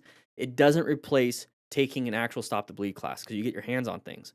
But if you don't have any of that training, one thing you can do is instead of going to the patient, so if you do have the training, go to the patient. I say patient, but go to the rider. Go to the rider, help out. That's where your expertise is. If you don't have that training, go around the mountain and try and get on the side of the road that, go across the road in this situation, get on the other side and try to do this. Just do this. Go around the corner. Let's say you're over here now, right? And do this. It's going to make people think like, oh, what the heck is going on? And they might switch lanes or at least slow down a little bit, but you're grabbing their attention. You're grabbing their attention because they're like in La La Land, right? They're like, ooh, what's going on, right? Right? And they're like, this is a beautiful view. And then all of a sudden they see a weird person on the side of the road doing this. Right? And they're like, grabs their attention, snaps them back into reality. And they're like, hey, I'm going to probably maybe switch over or slow down a little bit. And then when they get a little bit further, like, oh, that's why he was doing that. And then they actually miss these people. So like if they weren't paying attention, they're just going around the corner, boom, it hits one of your buddies trying to help or hits the person on the ground. Right? So the goal is to protect them while they're handling the situation. And if you're the one handling the situation, doing all the bleeding control and all that stuff, you tell somebody to go around and do that. Okay? All right. Just wanted to point that out. Yeah. Real thoughts after crashing your bike? Oh, he's practicing. He's practicing. Oh, don't hit the building. He was practicing. Oh. Look at it. There's some skid marks there. So he's practicing like, doing that, I guess. I don't know.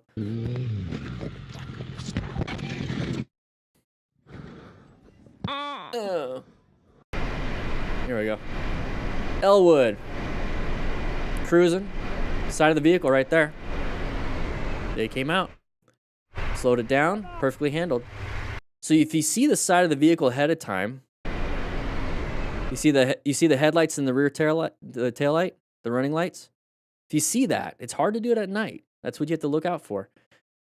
It's a possibility they're going to pull out. So go ahead and approach it cautiously.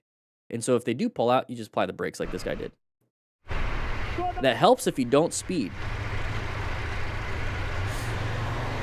He's wearing full gear. Love it. Oh, here we go. Having some fun. High risk. I treat this kind of like stunting. It's high risk, high skill. So you minimize your risk by doing what's, you're good at. And then we have people do this. Broken collarbones is very easy in these situations. Getting the wind knocked out of you, your diaphragm spazzing. Maybe a little poo-poo in the pantalones. All right, open lane pattern right here. Let's see what happens. I have a feeling. So when I see this, I'm like, this person's going to come out in front of me. Why? Because they don't want to be stuck behind that person. They're going slower, so he's already applying the brakes. So maybe he wants to get over here because it's nice and open. So I'm going to stay staggered just like this car and me with the camera. So that's what I'm thinking. If they never switch over, hey, good job. That's great. That's fine. But they might. And that gives me a little bit of a caution. That's me locating this hazardous situation. It could be a relevant threat, but the moment it becomes an active threat, I have a shoulder to the right. I can apply the brakes, right? There's a few things we can do. Let's take a look.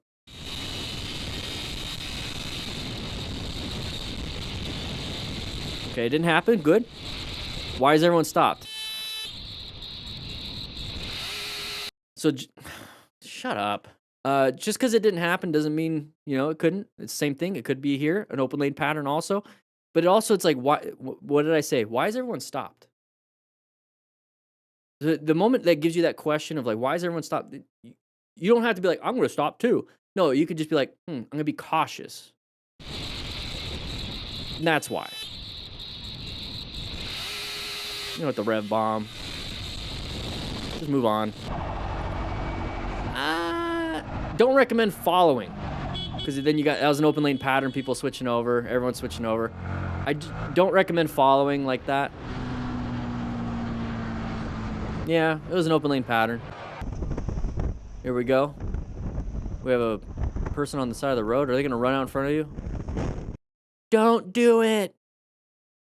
Don't do it.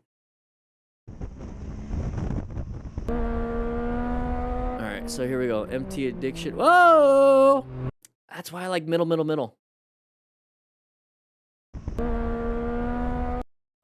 So he's in the middle. Sees somebody coming around. Switches over to the right. You see that little pivot? That right there is the position for safety part of plan.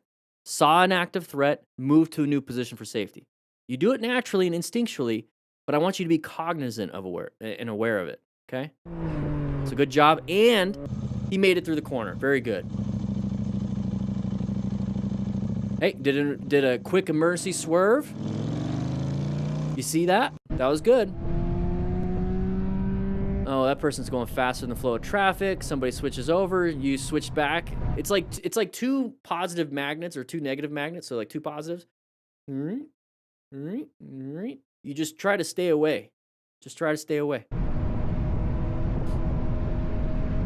Handled it. That's fine. It is what it is. All right, here we go. Oh, yeah. You see a side of the vehicle, kind of random. And then we got cards popping up. So that person did a dumb thing, but we handled it pretty well. Not a big deal. Nice little devil horns. Those things fly off when you crash. But with that said, hope you guys ride safe, be safe. Make sure you check out the live stream. Links in the description for everything. Grab a slice of pizza. Guys should not be doing that. Just take it out to the road. E-bikes are kind of bad enough. I ride my e-bike on bike paths. We have a great bike path in Tucson. It's called the Loop. It goes all over town. It's a fun path. But anyways, we're moving on. There's brake lights up ahead. You can never feel safe. Okay, we're slowing down. We're going 44 to 41. Oh! Oh! Wanted to surprise you. So that person slammed the brakes and started losing control. If you notice, the car slammed the brakes and started spinning like that, but it has 4 tires, so it's just kind of staying stable and just turning like this. That's what happens when you apply the brakes really hard on your front tire or even your rear tire. Basically any tire. If you slam it, it starts to want to do this, but we only have 2 tires and we lose balance and fall down. So that's why we low side, high side. And so that's the car's doing a low side in a way. And then once it gets enough to the side, if it didn't have like stability with those 4 wheels, it would have high sided. So it's the same thing. It's the same thing. So if we can learn from this, don't slam your brakes. You know, if you're the car or a motorcycle. So there's that. Don't lock them up. Do progressive braking. You know, don't speed to get to the point where you're like, oh crap, I gotta slam the brakes. Normal speed, progressive braking. Now, as the motorcycle rider, there's nothing you could have done there. That sucks. Like, you don't see very many accidents, right? So this is why, as smart riders, we acquire and use personal protective equipment just in case. Just in case.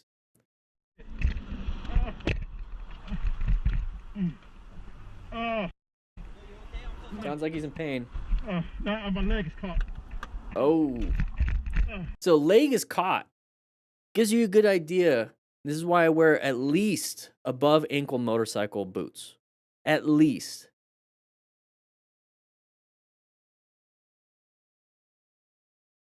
At least. I got my gloves. At least above ankle motorcycle boots. Okay? Just in case the bike falls on my ankle, it's covered. Now, it might not cover my knee, but hopefully my motorcycle pants with the armor in it will cover the knee. So this is why, right? You don't want it to crush your ankle. You want it to like hurt your ankle, right? It's not going to prevent everything, but I'd rather it be hurting than crushed. It's got flip-flops. Maybe his flip-flops got stuck underneath the brake. Dude, get some strength. Lift it up. All right, here we go.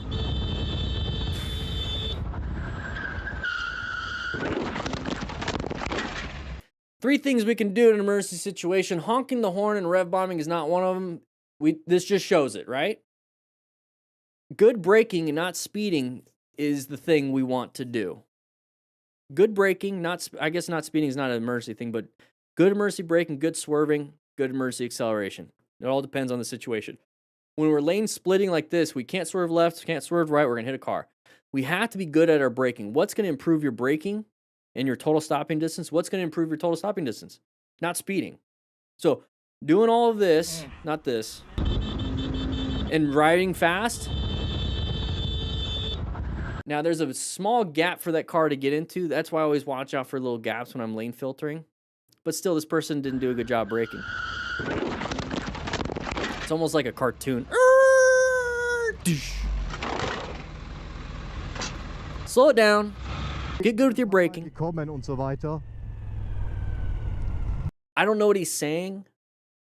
It sounds German. It could be the nicest thing ever, but whenever I hear a German speak, it's like, why are you yelling? Nice little roundabout. Oh.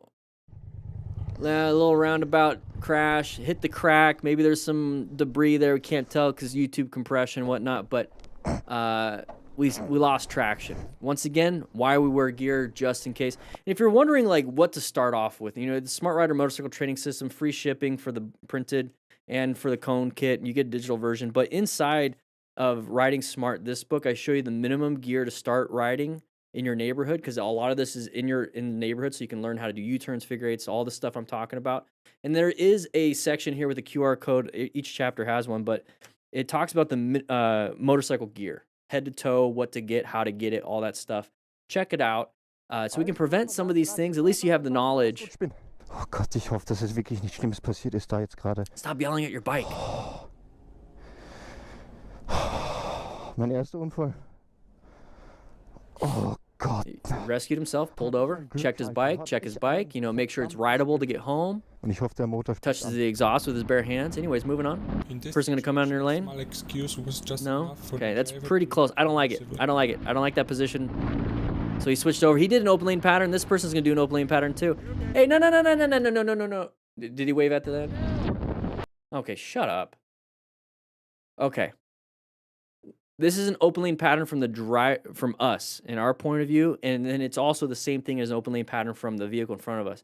What's basically happening is we're wanting to get into the open lane. Okay? So does that guy. He wants to get in the open lane. We cut off this other driver. Just enough for the driver to react aggressively. Maybe not. He did a head check, maybe not. So he switches over. So did this guy at the same time.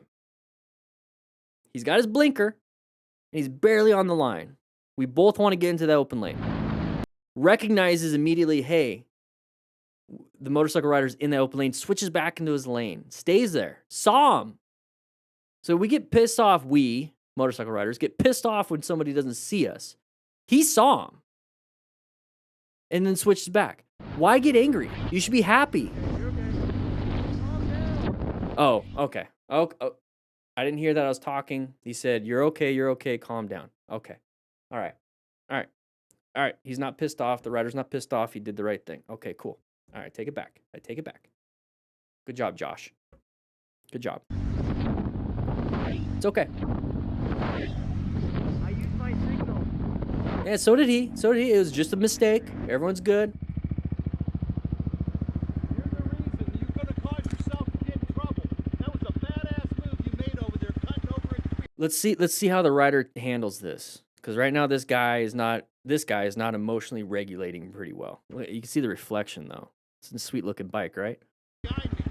I signaled.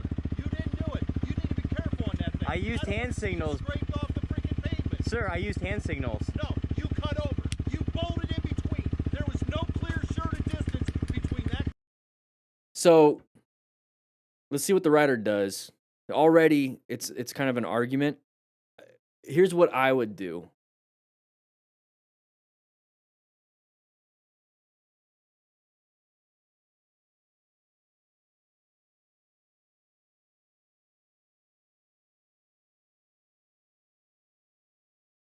Car in here, sir. There was not. I You got a checked. camera? Let's pull the plug.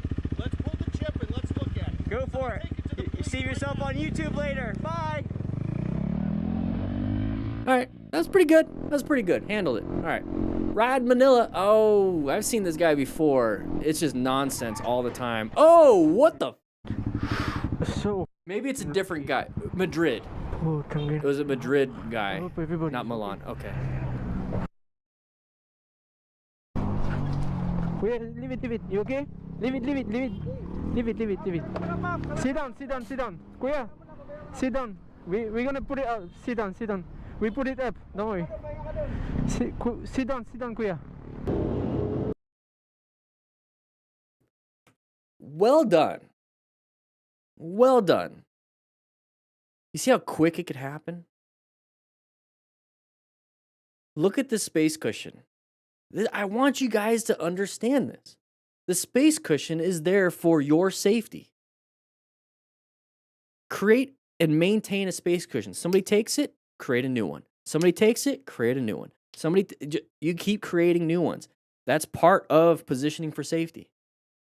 So when this crash happened, look how close everyone is. And now there's the impacts, but we had the space cushion, and look we have a little of escape to the right. It's a nice little swerve, new position for safety. Perfect. Perfect. Remained calm, ensured his own safety.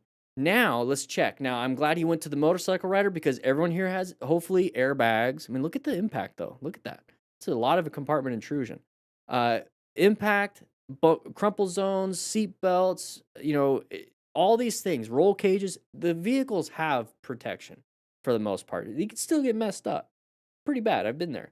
I had a girl with her knees up in the front seat. She didn't have her seatbelt on or something, and she went forward with her knee like that, and she hit where the airbag is, and right here is where it split, and half her femur went this way, and the other half stayed. So you ever seen bone marrow for like when people cook and they cut the bone in half, and there's like the nice little gooey bone marrow? I heard it's good. I don't know. It looks kind of gross. Anyways, it did that, and I could see the piece sticking out, and I could see the bone marrow. It was red. It's not cooked. It was nice and red. So I've seen that. That's not even the worst, but that's pretty gross. But the motorcycle rider, no protection. No protection. So he's remaining calm. Very good. Leave it. You okay? Leave it. Probably a massive habit to take the key out, you know, so your body kind of goes back to habit. Sit down. We're gonna put it out. Sit down. We put it up. Don't worry. Very good. Very good. Now check everyone else. All right, here we go.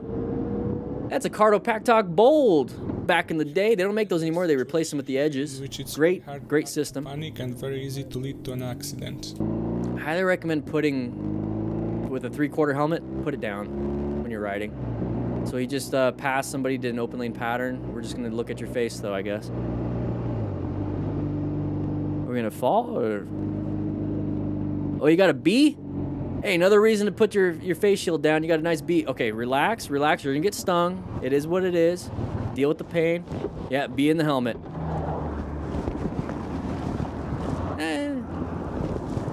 Bald guys unite.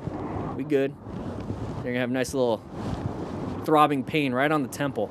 Yeah, make sure it's not in there anymore. Get a credit card or get your little rescue card. You have the stinger in your head still. Instead of trying to grab it like this, you're kind of squeezing more of the, it's not venom. Is it venom? It's not poison. Poison's ingestible. Venom, anyways. You can do this and you could just scrape it. You want to scrape it out. You got a little rescue card if you buy the system.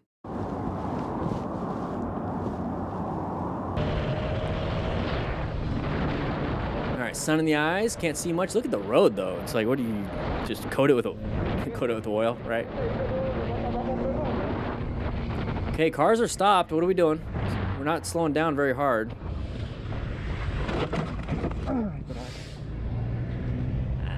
I want to give him the benefit of the doubt. Couldn't see because of the sun, but I just think he wasn't paying attention. Didn't want to slow down. Look at the bald tires on that. So maybe you just couldn't stop very well.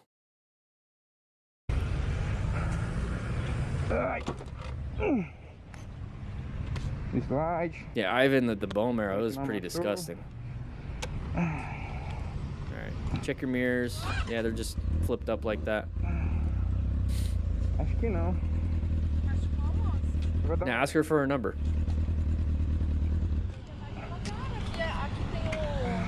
Like, I did that on purpose, don't worry. Alright. Somebody's gonna crash. When riding in a group, a moment of distraction of one of the bikers is enough to endanger the others. Yeah, because it's a crazy mob ride. Where are you gonna escape? Everyone's just gonna go their own separate ways. Oh, my Lanta. The bikes to my left collided, but they didn't go down. Okay, good. Oh! Yoink. Oh, whoa. Okay, we'll watch. Okay, remain calm. 2 people Pull. Stop.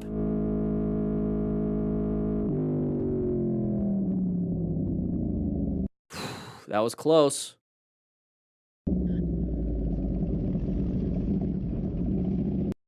She's like, what happened?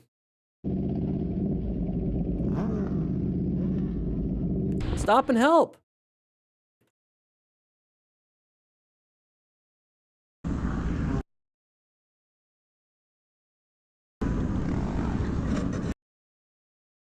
That's what I wanted to see. Look at the shoulder.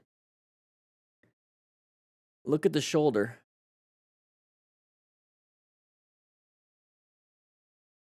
That's road rash. It looks like a I was gonna say it looks like a tattoo. It's not a tattoo. That's a transfer of dirt and asphalt onto the skin. That like the black part on her shoulder.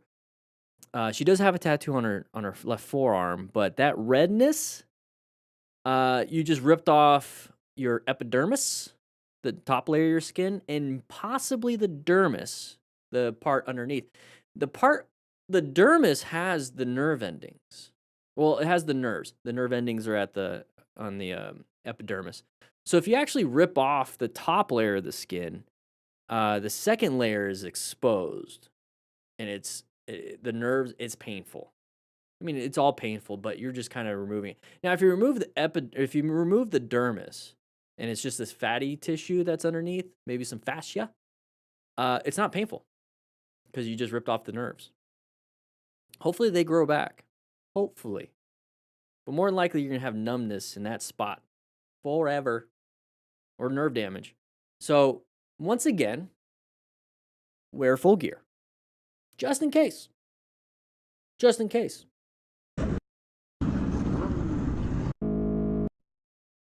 Well.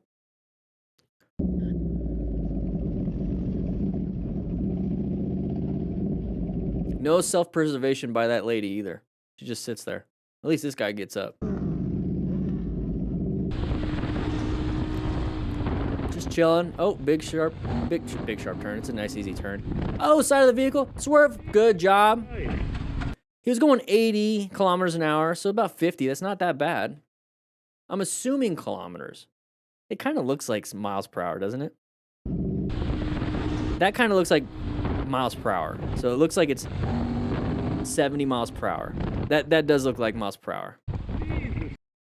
I can't tell. That looks like America. That's probably 80 miles per hour. We're going a little too fast there. If it was 50, it probably wouldn't. But he did a good swerve. I'll give him that. Great swerve. A little mix. Yeah, that's America. A little mix of braking and then swerving. Okay, good job. Slow it down. Because it's recommended 20 coming up. Means it's going to be a little bit sharper. Slow speed maneuvers, guys. Practice them. Part of the Smart Rider motorcycle training system. Once again, the print and the cone kit, the complete kit is free shipping. Free shipping in the United States. Nice, easy, slow speed. Drag the rear brake. Why do we have tile? Ouch. A little slippery and a little bit too much breakage. There you go. Go ahead and lift it up. Nope. Okay, you're gonna have to get some strength here. And destroy my back. Yeah, because you should have lifted it up the other way. Or just, tighten the core. All right, side of the vehicle right there. Okay, move on. Handled it. Merge area. Watch out for everybody wanting to come in your lane. You're in the blind spot. Should they have seen you? Yeah. But, it's a merged area. You know that this is a possibility. So let's just kind of move over, give some space. Not a big deal. What are you doing up there? Went up, coming up this way, right? Going that way. Boop. Missed the turn. We all did a U-turn. Now we're after the U-turn to see what's up. It's kind of like one of those downhill emergency truck things where it's all the sand. He just did that there on the side of the hill. Beautiful area to ride. Hey, it's Cool Breeze Rider. So this is California. Yeah, I lost Jackson. Oh, new tires, right? Oh, that's gonna be a pain to get over. Rode it all the way up. Yeah, just ride it. I would try to make it over there, not over the ditch. That's gonna be a pain. You're gonna need a lot of strength for that. All right, here we go. Coming up, intersection coming up. You see the lights. Why is there a biker on the side? Oh, that's not a biker, that's a cop.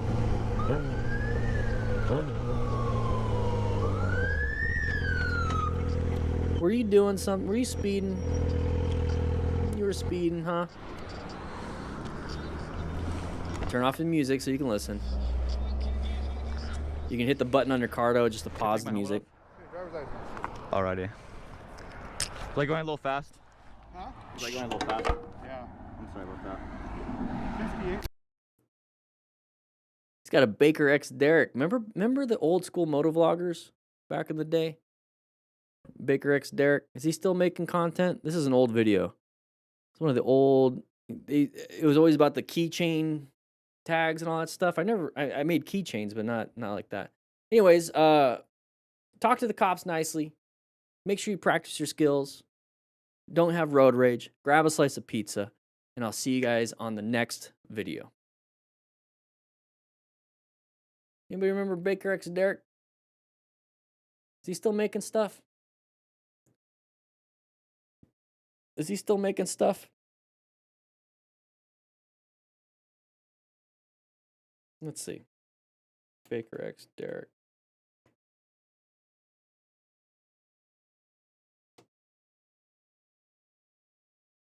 When was his last video? A year ago. Well, no, that's the For You page. Let's go to videos. 3 days ago. He's still making stuff. Hey, look at that. Not doing too bad. Not doing too bad. Getting some good views. What the heck? Still doing the motovlogs. Still doing the motovlogs. Very nice, very nice. So this is an age-restricted video. Age-restricted based on community guidelines. Let's click that. What is it? Oh, it just goes to that. Get it to the beginning. 4 years ago, 5.1 million views. Wow. Damn, and it's age restricted. That's probably, do the math. Let's say it's a $4 RPM. It's pretty low. But let's do 5.1 million views divided by 1,000 times 4. That would have been 20 grand. That's 20 grand. This video would have generated 20 grand revenue for MotoStars if it wasn't age restricted. That's pretty good. That's pretty good.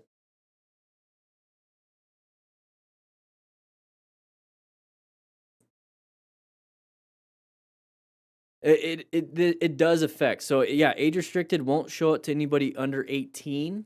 Absolutely true. But the only way they can verify if you're over 18 is if you're logged in. So anybody that's not logged into YouTube and just sees the video, well, if nobody's logged in, it's not going to show the video. And a lot of users are not logged in, and so you won't find it. And if you are logged in and you're under 18, it won't show it. And it just makes it to where it's like kind of hides it. I bet you it got like a couple million views before it got age restricted. So this was probably like MotoStars probably made like 15 grand on for this easily, if depending on when it got age restricted. Because if it got age restricted, it got demonetized. So then you're getting like 5 cents per 1,000 views at that point. That's typically because of YouTube Premium. Yeah, it definitely affects. I mean, my videos get demonetized and age restricted all the time, but it's all educational stuff. It's weird. It is what it is. That's why I thank you for getting the system. Because this right here is basically what supports like what I do here. So I just try to make Like everything I've learned from thousands and thousands of crashes, and I turned them into a training system. You know, this one right here, riding smart. There we go. Riding smart. That's going to take you from 0 to practicing your motorcycle operator skills test. The Smart Rider drills, 24 drills to practice in the parking lot, get your slow speed maneuvers. The rescue booklet and the rescue card to what to do after a crash. I just designed that stuff, and then people have been buying the digital, which is great because it's an instant download, and they've been getting the actual physical book, and then there's 10 cones that you can use for any of the drills. I make all my drills 10 cones only. So boom, boom, get all that. That's what really promotes and supports what we do here. And then you get the digital version with the books too. So yeah, I've had YouTube Premium for years. You've noticed how there's no ads? I don't use ad blocker. I just have YouTube Premium. It's great. It's really good. I was thinking about getting a MX-1000 XR, but you can't get hardbacks for it. Thank you, Life Shortwave. Appreciate it. PX Rangers number is a top fan in the chat. Oh, Parlay Card, you're number 2. Shmee, you're number 3, but you guys are all at 150 XP. Hog Rider, you're same thing. You guys keep chatting. All right, we got one more video, and then it's time to edit. Oh, stretch my back out. Stretch my back out. Oh. Here we go. Here we go. 3, 2, 1. Today we're going to be going over crashes and close calls with motorcycles. So if you're a brand new rider, pay attention. We're going to go over what went right and what went wrong, and we're going to see what we can do better. We're going to be using the plan method. So let's take a look. The plan method is part of the Smart Rider motorcycle training system. Grab it if you want it. There's a digital and physical version, and links in the description for any discount codes for Cardo and Rockform. Foot. Okay, so what happened here? Part of plan is locating hazard situations, and a hazard situation is an intersection and corner, and we're going to go over some patterns here. So you see this person already wanting to switch over? That's an open lane pattern. They want to switch over. Hopefully we could see some videos of that. Let's see. Yeah, so you see how he's switching over? But right here, he's going to want to go straight, and we're going to want to make a left-handed turn. Okay? So if you wanted to make a left-handed turn and somebody's right next to you, let them know. At least have your blinker on. So it's a pretty scary situation, but this is why as smart riders we acquire and use personal protective equipment just in case. I'm glad everyone kept it up, but you see how his ankle's flipping and flopping? Keep your feet on the pegs. So once you put your foot down, it yanks it back, and that's an easy ankle sprain. Just keep your feet up. It's a hard thing to think about in the moment, but you could do it. And he's going to double check, make sure everybody's okay. We're good. No reason to get mad. You know, it is what it is. All right, moving on. Some other stuff, you know, bangers. Coming up to an intersection. He's got a passenger. Passenger's recording. You see the hands? We in Texas?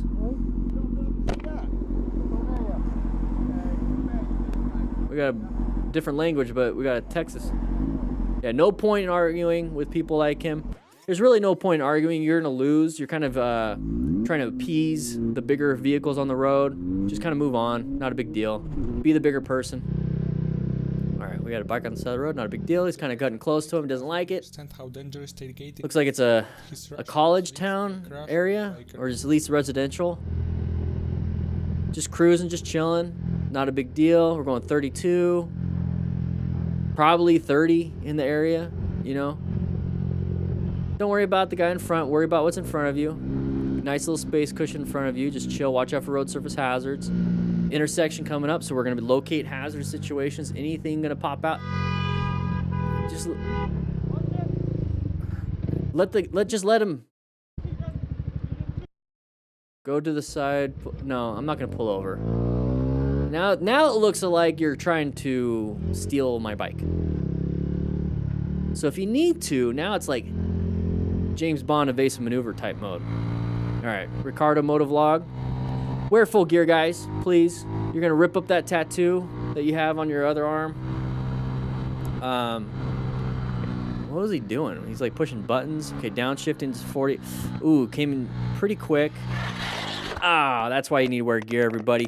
Nice, easy turn. Slow it down to what you think you need to do. Slower than this. Just do the recommended 40. Just do recommended 40 kilometers an hour. That's 25 miles per hour. Not a big deal. But we went into it pretty quick on a sharp turn. And there he goes. His head fell off. Oh, jeez. Wear gear, because now you're going to have road rash everywhere. Is his buddy riding with him? No, his buddy has his own bike. Okay. Just chill, nice and easy. Nice little ride. Check your body. Check everything. All right.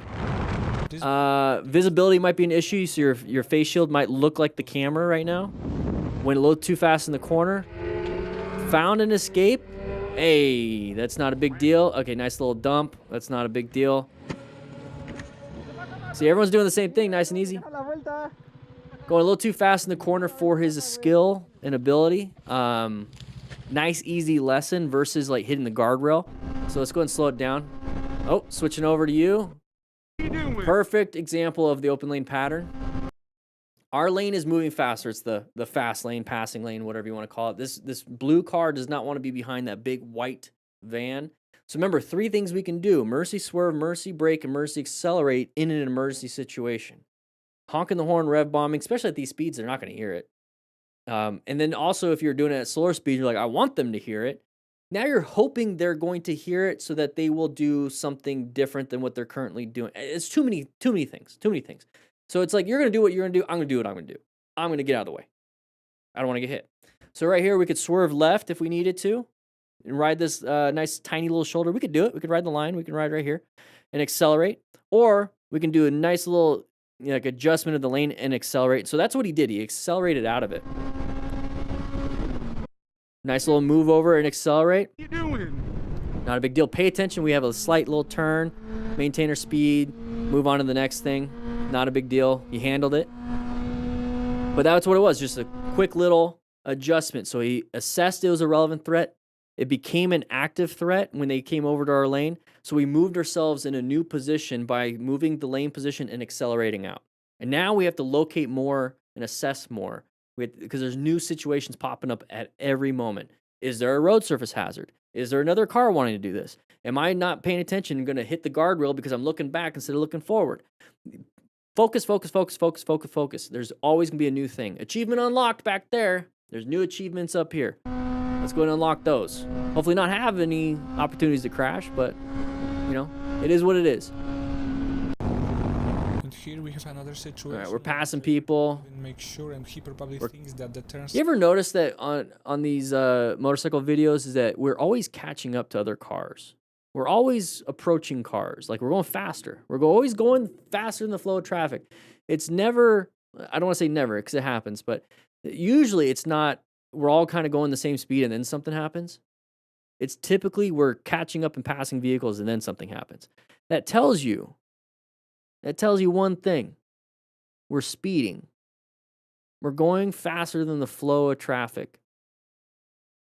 Think about it. Signal is what gives him priority. Merge area. Let's go. Okay. Oh, open lane pattern once again. Move to a new position. My name is Jeff. My name is Jeff. Another open lane. You see how we almost fell to the left? On the left side of the lane, we did a good job right here, right? Priority. Open lane pattern. That person does not want to be stuck behind that person. We're on the far left of this lane. They crossed the line. That immediately tells you what blinker or not. If their tires cross that little line right there, they're coming in my lane. So now I'm going to move to a new position for safety to the right as best I can. Right now we're in the middle. We're not on the far left.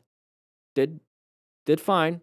Now we look back. The road is still curving to the right. So if we just go straight, we're going to go left in the road. Does that make sense? My name is Jeff. We finally look up. Okay, now we went left. So this is why paying attention is important, because you look back and you start shifting to the left. Well, if there's a car right there, you would have hit it. Or if you kept going left and this Jeep slammed the brakes, then you hit it. So look forward after you pass the problem.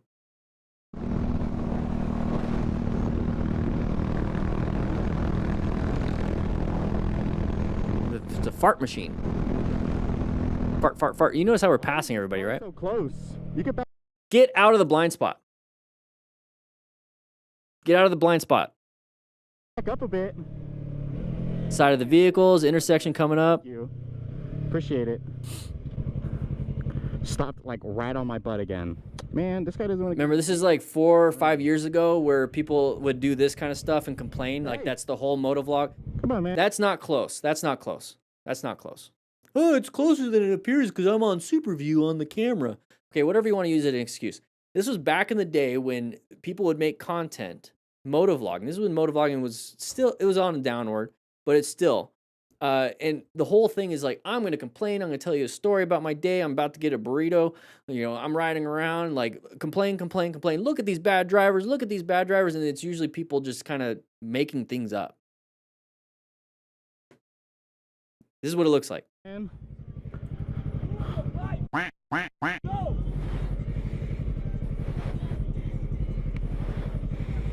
Crazy, man.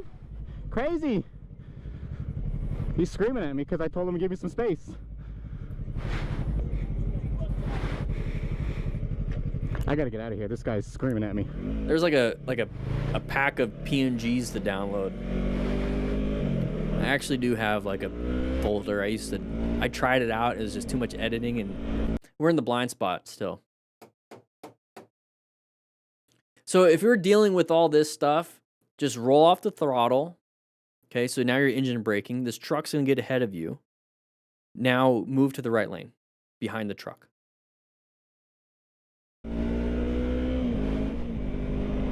Hey! What is with people? What is with people? We were in the blind spot the whole time. Today. You go! Go! Get out of here! Man! I don't know what I did to make people so mad. All I did was ask for a little bit of room. Oh, it's just me. I'm the victim in everything.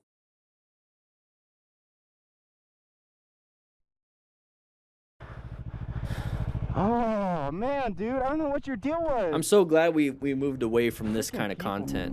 Unfortunately, treating public roads once with so much traffic, especially as a truck, usually ends up... Especially as a truck. All right, so roundabouts are intersections. Let's not treat them like let's get our knee down, because then we do stuff like this, and we fall into... Okay, we didn't hit the curb. Very nice. Good. So we remain calm to our own safety. Very nice. We didn't really even look back because there was a car. There's the car. I'm all holding my Zen. I got back on Zen. Been working really hard. I like the focus of it. I'm gonna quit again. I know. Anyways. Je pense pas qu'il y a de gros dégâts. C'est une glissette, c'est une glissette. Oui. I'm on a trike. Ça va, il est bien équipé. That looks like a fun trike. You don't see women in sundresses anymore. You just don't see that. Why not? Oh, on va désinfecter, je pense. Why not? Ouais. Anyways, moto mood. Something gonna come out in front of you. Yeah. So don't stay side by side. Like, get out of the way or let them in. Oh, that's why. That's why.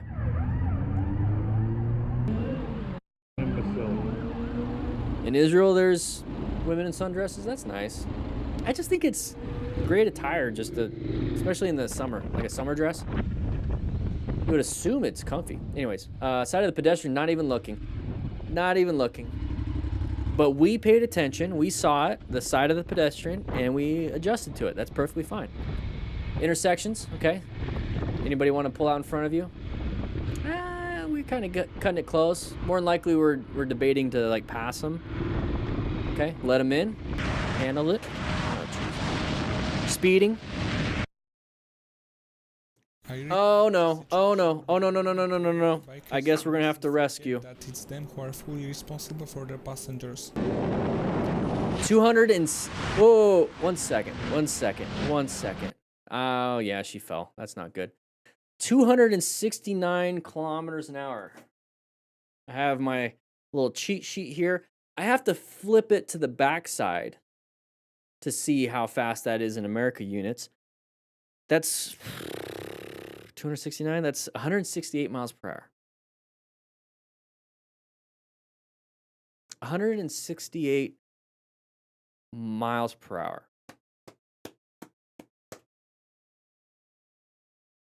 The bikers who mustn't forget We're going 240, that it's them who are fully responsible for their 250, 269, 273. Look at that.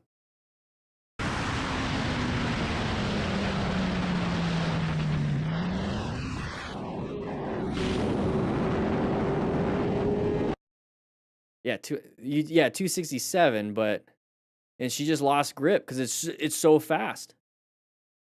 That's the dumbest thing you could do with a passenger. One of the dumbest things. This is why this is age restricted.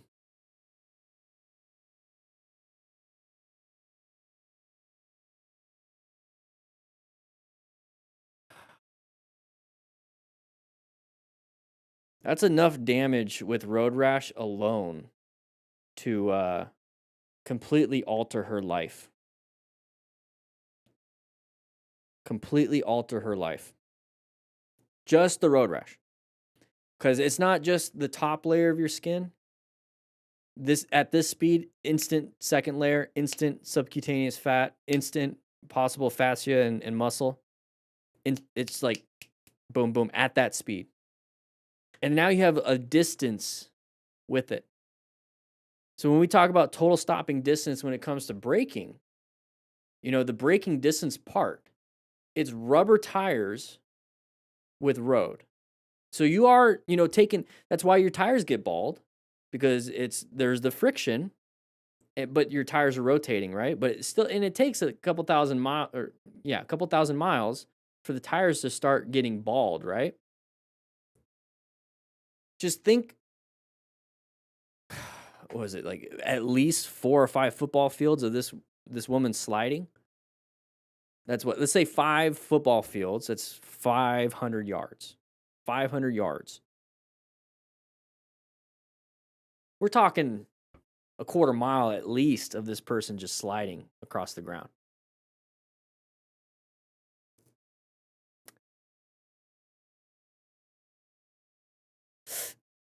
That little tap of the ink right on the heel, just that little tap, there goes the flesh. That part's gone. You see the pants all ripped up.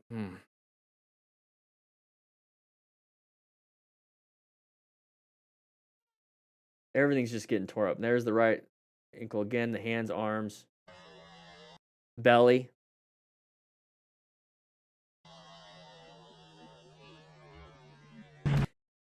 Like on any part of the body, but like just this kind of probably will give you a nice little visceral reaction. But on the belly, just imagine if there's like a little rock sticking up out, like a little bit of aggregate of the asphalt sticking up right when her belly's sliding across it.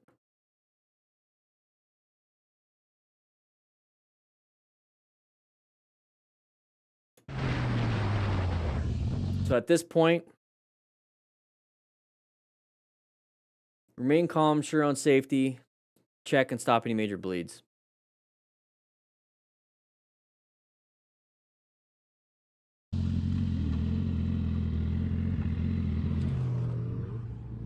If I was her dad and that was her boyfriend,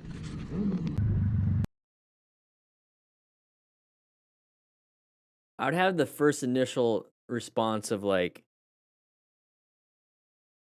first, daughter, that was dumb to get on the back of the bike and for choosing this guy. But I'll let that slide because you're in the hospital in a coma. Second, I want to have a chat with this guy. A chat. By myself, no one around, closed room. We'll see how he responds to me asking some questions. We'll go from there.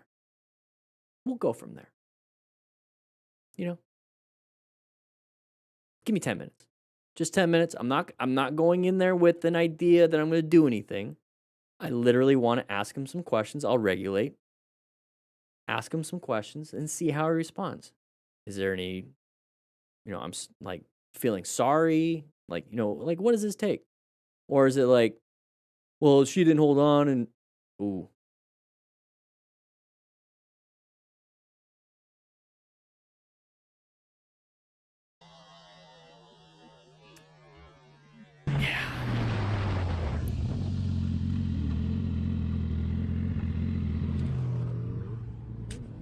Remain calm to your own safety. There's going to be bleeding. I want to see the full video. I'm going to pause this from the editing. I want to see if there is. If not, we'll move on. So this was Psycho Rider, of course.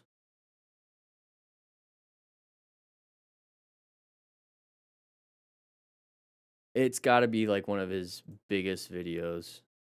This was 5 years ago. So 4.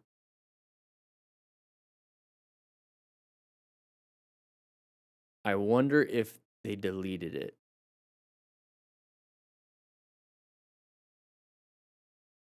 How long ago? We'll get back to it. 4 years ago. Okay, so 4 years ago. So not 5 years ago. I wish they translated this. You would think they would put it on the thumbnail. I'm not watching any of these to find it.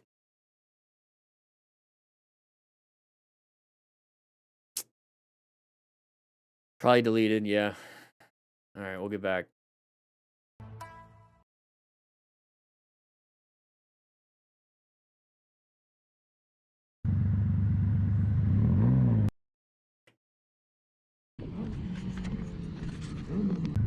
All right, here we go. Coming up to an intersection. It's green. We're going to go ahead and just open lane patterned it, move to the other lane. Okay. These people are going to fight for the lane. You see how the little car is going to lose. Now everyone's getting upset. Now let the idiots be in front. Not a big deal. Stay away from the... Oh, now road rage is happening. Now road rage is happening. Just stay away. Give yourself a space cushion. He's going to follow. We're going to follow for the camera. You know. Let's see what happens. You got to get some gas. You're running out of gas. Oh, see right there. Ooh, this is why I don't recommend following, because the person in the car turned right, juked him out. My big fear right here is this SUV doing a U-turn quickly without looking. Kind of thankfully we're not behind them, and they reversed.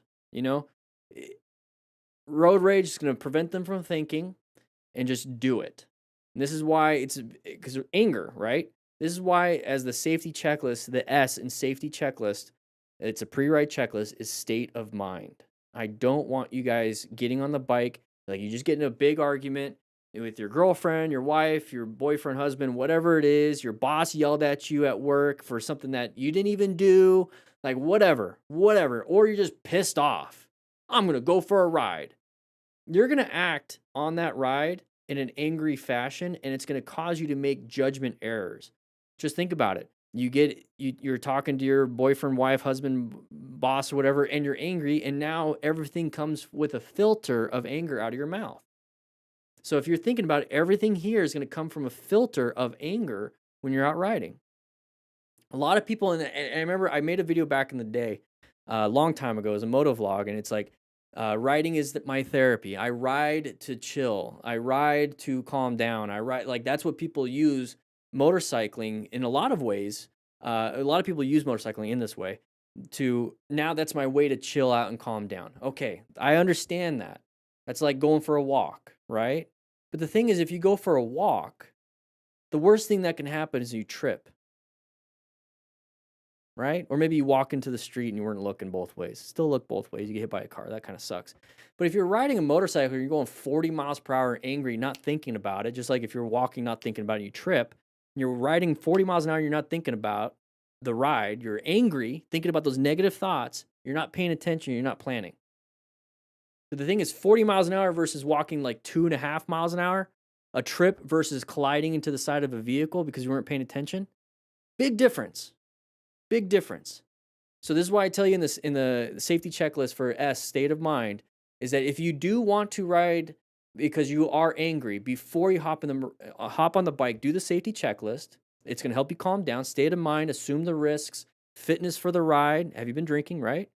Double checking for anything else, any tires, all that stuff. Once you go through the process, it should calm you down a little bit. And then also do some box breathing. Breathe in for 4 seconds, hold for 4 seconds, exhale for 4 seconds, hold for 4 seconds, breathe in for 4 seconds. Do that 3 or 4 times, 5 times. And that's going to regulate your nervous system. And you can still have angry thoughts, but your body's not carrying that. So if you think about thoughts in your brain, it's part of the nervous system. It's translated into your body. So you feel that, right? You feel it in your chest. You feel it in your arms. You're like, oh, I want to freaking hit something. Like, you get tense, right? Imagine being tense and trying to turn and trying to figure things out. At least get it out of your body before you head out. And if you do want to head out, just go for a ride in the neighborhood and tell yourself only 25 miles an hour. And I'm just going to just do a few things. I prefer if you just walked. I don't know. That's right there. I would be worried he did a U-turn and hit him. This biker made a decision to switch his lane too quickly and too confidently. He just turned on his brights. He faced to get control of his bike. I don't like when people touch my bike. Oh, so part of swerving. So we swerve to switch lanes. Part of that is that you have to swerve the other way to maintain a straight line. Imagine just swerving. Okay, right? I'm swerving. And you just maintain it, right? So now if you swerve, you have to swerve right to go straight. Instead of just doing this. So that when this happens, you just kept swerving left. The road itself is turning right, so you got to turn right.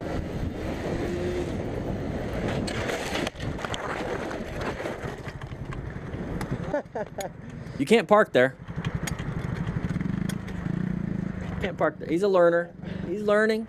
That's what I'm saying. Practice your skills in a neighborhood. Practice your skills in a parking lot before you actually take it out on the road. I mean, you have to get on the road to get to the parking lot, but that's why in this book, it's just neighborhood riding. And then I do show you how to get to the parking lot to practice this and to get your motorcycle operator skills test practice. So intersection, side of the vehicle. Let them in, roll up the throttle, apply some brakes, let them in, not a big deal. Thanks for watching till the end. Oh, thank you for putting it up there. What? In the next video. One sec, what do we miss here? Thanks.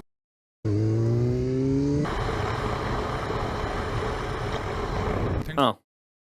Random bird, side of the bird. Thank you so much, Motostars, for putting this up there. Thank you guys for being here on the live stream that we do every week. Grab a slice of pizza, check out the book, check out the links in the description. There also is, if you're still here, 5 free U-turns. I forgot to mention that. There's a drill pack for 5 free U-turns in the description.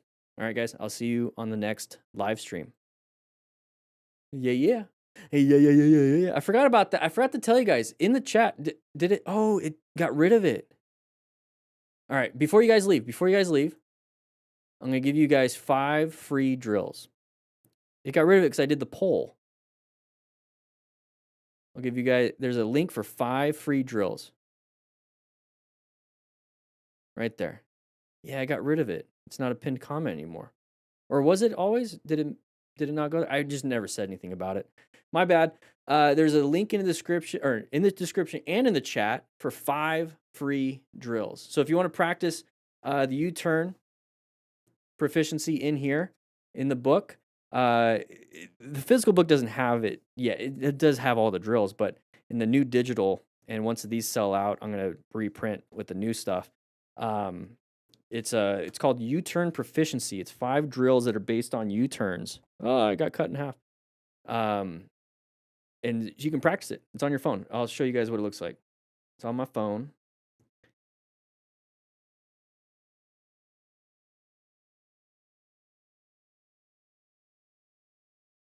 All right, here we go. So you can do the setup and dimensions. So you see the QR code. If you have the digital version, you can just click the QR code and it'll take you to the video. In this video, I'm going to show you how to set up a motorcycle training. Okay, so there's that. Basic control. So you got 5 free drills. There it is. That's what it looks like on your phone. So you have it on your handlebars. You have it access right there. 10 cones. With the Pfeiffer drills, you don't get the 10 cones, but you can just do 5 tennis balls cut in half. Hey, I'm missing the videos where we got to follow you along your rides. Can you bring those back now and then? Yeah. The goal is the street strategies section of the new book is going to be me riding in multiple different scenarios. So in the neighborhood, on a regular street, in the city, on a mountain, on a highway at night. I'm going to start doing those again. But the main thing, I think what you're talking about is kind of like the ride along, kind of like the chatting part. That's like the moto vlog. I would like to get into that again. I think it's a great idea. It's almost like I wanted to turn it into a podcast where it's like I'm just writing, but I have an actual topic I'm talking about, kind of like thinking about stuff. Good night. So I'd like to do that. I would like to do that again, but that's going to be after I get the book and everything finished. Because once I have the major book, it's the full comprehensive. It's going to have all these books into one, basically. Once that's done, like that's done. I think I've gotten tons of knowledge from watching a lot of crashes and close calls, a ton of things. I finally just want to say, you know what? This is the foundation. This is it. I'll make minor adjustments as I learn more and more. But it's just like everything I've been talking about for years has been the same thing, and it's worked for every single one of these situations. And so it's like then it just works.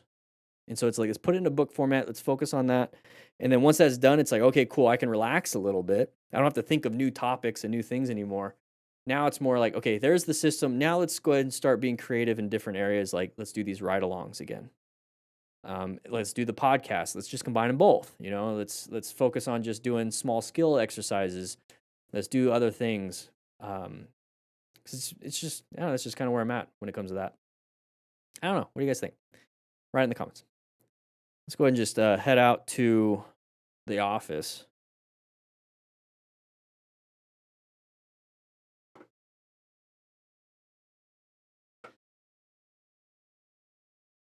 It was about 6 years when I had the Sportster. Man, a long time ago. Remember the Saturday Scramblers?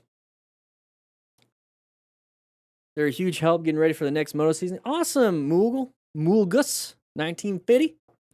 Well, I'm glad. I'm glad it's your first time on stream. Yeah, the books, it's going to be a mixture. There's going to be some new videos and new updates and some extra videos, but it's basically this book. So this will be module 1. And then module 2 will be the street strategy that I was talking about.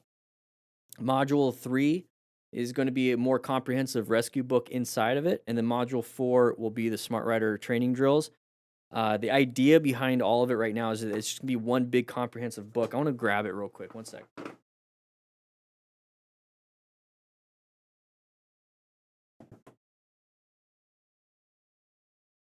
And by it, I mean, it's not going to be this thick. You know what this is? It's the firefighter book. This is what we would go over. We'd go over everything in the academy, plus an extra like 3 books.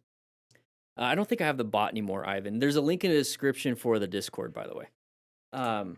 But it's super comprehensive, in-depth, has everything. So I've kind of modeled the new book and the structure on the IFSTA book. So this is how I learned a lot of stuff. I've gone through 3 academies. Well, technically 4, but 3 academies. And so that would be like a comprehensive book that we're all going to use as a reference. We have to pretty much memorize it. Yeah. Like how to load hose, what kind of rope, all that stuff. Fire science, fire tetrahedron, hydrants, different kinds of hydrants, dry hydrants, wet hydrants, what the front cap means, what else? Forcible entry, like everything. Different fire attack modes, Z pattern, O pattern, T pattern, like a bunch of we have to memorize all that. Yeah. It is what it is. So that's what I'm putting all of this information into like a book. It's not going to be that thick. But it's going to be like, that's the book. And then we run academies off of it. And then we do trainings off of the book. And so like, you see how that makes it easier. I no longer have to like make up and create things. It's like, it's just a reference at that point. And it'll be a lot simpler because it's motorcycle riding. But yeah, that's the idea. And then after that, it's like, okay, cool. Let's apply the knowledge. Let's go ride. Let's go for a ride. Hey, there's a parking. Let's put up some cones. Let's go and do this. That's where I'm trying to get to, mainly because I've been spending, what was it? I made this motorcycle training concepts established 2020. Since 2020, at least, because before this, I was just doing this. The reason why I made motorcycle training concepts is because I wanted to create a training organization. But you know how that goes. Like before I decided to actually incorporate, trademark, all that stuff, I had to come up with some stuff. So like I would say since 2019, early 2019, I started coming up with the Smart Rider principles and a few other things. So for about 7 years ish, I've been developing curriculum. I thought I could do it in a year or two. It's taken me 7-ish years to finally develop a comprehensive curriculum of watching all these crashes and close calls. And also since 2018, I've been I was an MSF rider coach in 2019, accident scene management instructor. I took tactical emergency casualty care. I've taken Stop the Bleed. I've taken multiple advanced riding clinic classes, multiple beginner classes. I've taken the MSF BRC 1 at least 3 times as a student. I paid for it as a student, and then I've taught multiple versions of it, and so just all this information knowledge plus watching all these crashes and close calls is like, how can I solve this problem that this person's having? Let's just create something that's easy to remember. That's why I created Rescue Plan and a bunch of other things. It's like, so now it's like finally after 7 years and just developing pieces at a time, I developed the drills first, Rescue second, Riding Smart third. And I've been doing ride-alongs. You guys seen that, like how to ride in traffic, ride on the mountain. Those are old videos, 6 years ago. That's going to be street strategies. I'm going to redo the videos with the new information. Now it's like, okay, now what else is actually? That's pretty much it. That's pretty much it. I mean, I could learn motorcycle maintenance and then put that in the book. I could learn how to do track days. I could learn like the best way to do group rides. I don't like doing group rides. And so I decided, everything I teach in the system makes you a very capable rider.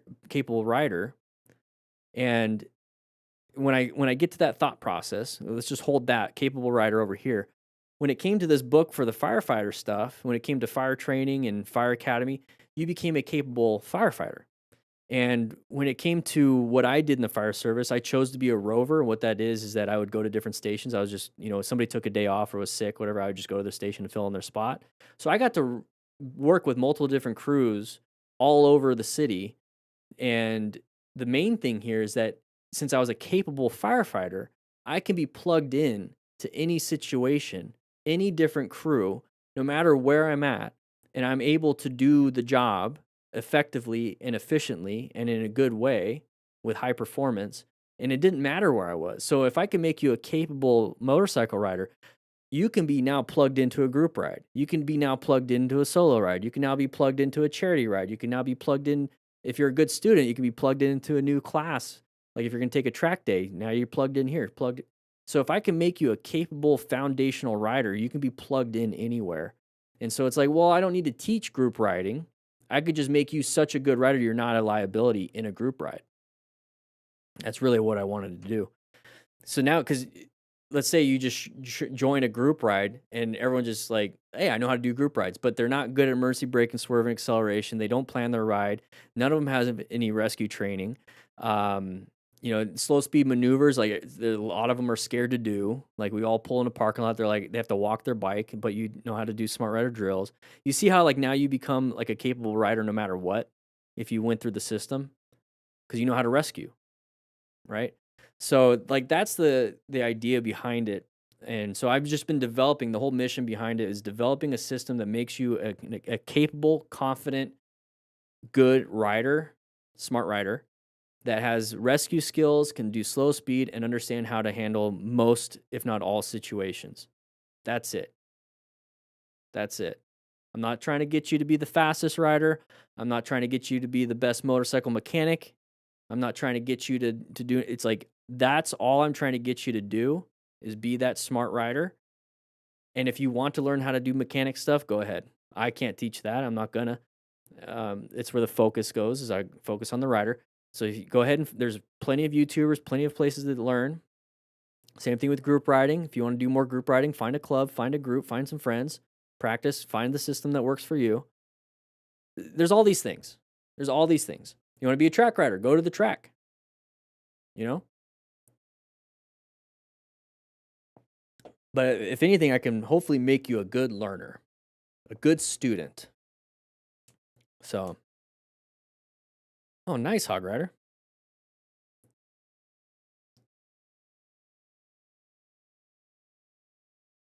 Please use grease. You've been a very great teacher to me, Mr. Dan. Without your videos, I might get crash and careless. Well, I'm glad you're watching, Chunky Ore. I appreciate that. Some basic first aid videos would be great. Yeah, so I do. So I don't post. So that's one of the things is on Dan and the Fireman. It's all crashes and close calls, right? The whole idea is after action reviews to understand the motorcycle training. Here's the training. It's in the books, but I'm going to give you some, we're going to go through the scenarios. If the training pops up in the scenarios, we do it. On Motorcycle Training Concepts YouTube channel, though, that's where it's like, here's the thing to do. So I did put out 3 videos. I'll post one in the chat. I'll just post the playlist. How about that? I'll post it in the playlist. One sec. Let me go ahead and get it for you. On this channel, it's a smaller channel. I promote it every now and then. It's where I post what you should be doing. Or like not should be, like here's some information on what you could do. So I'll just even show it to you on the.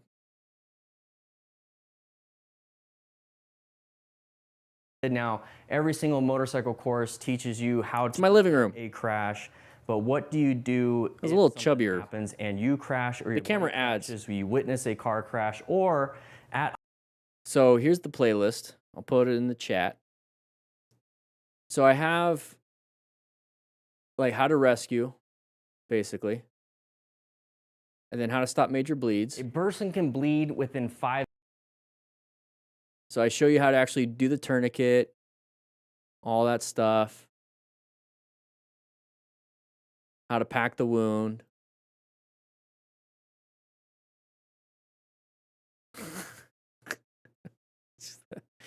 That's a good pause.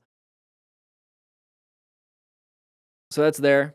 So like I do post some of that stuff, and if you want to learn how to ride, there's also videos on there too. So once I get the book done, this is the idea, is that once I get the book done, it's printed off, right? If anything, it's at least a digital, right? But I think it'd be better if it's printed off too. So print it off, all done. It's in the shop. I got like 250 to 500 books, whatever, in order. Okay, I'm good for a while. And then it's like, now what do I do? Because all my time is taken on just like building this out. If you guys are, I want to show you guys what it looks like so far. This is just the manuscript. It's not complete. The design itself is not complete. Let me see.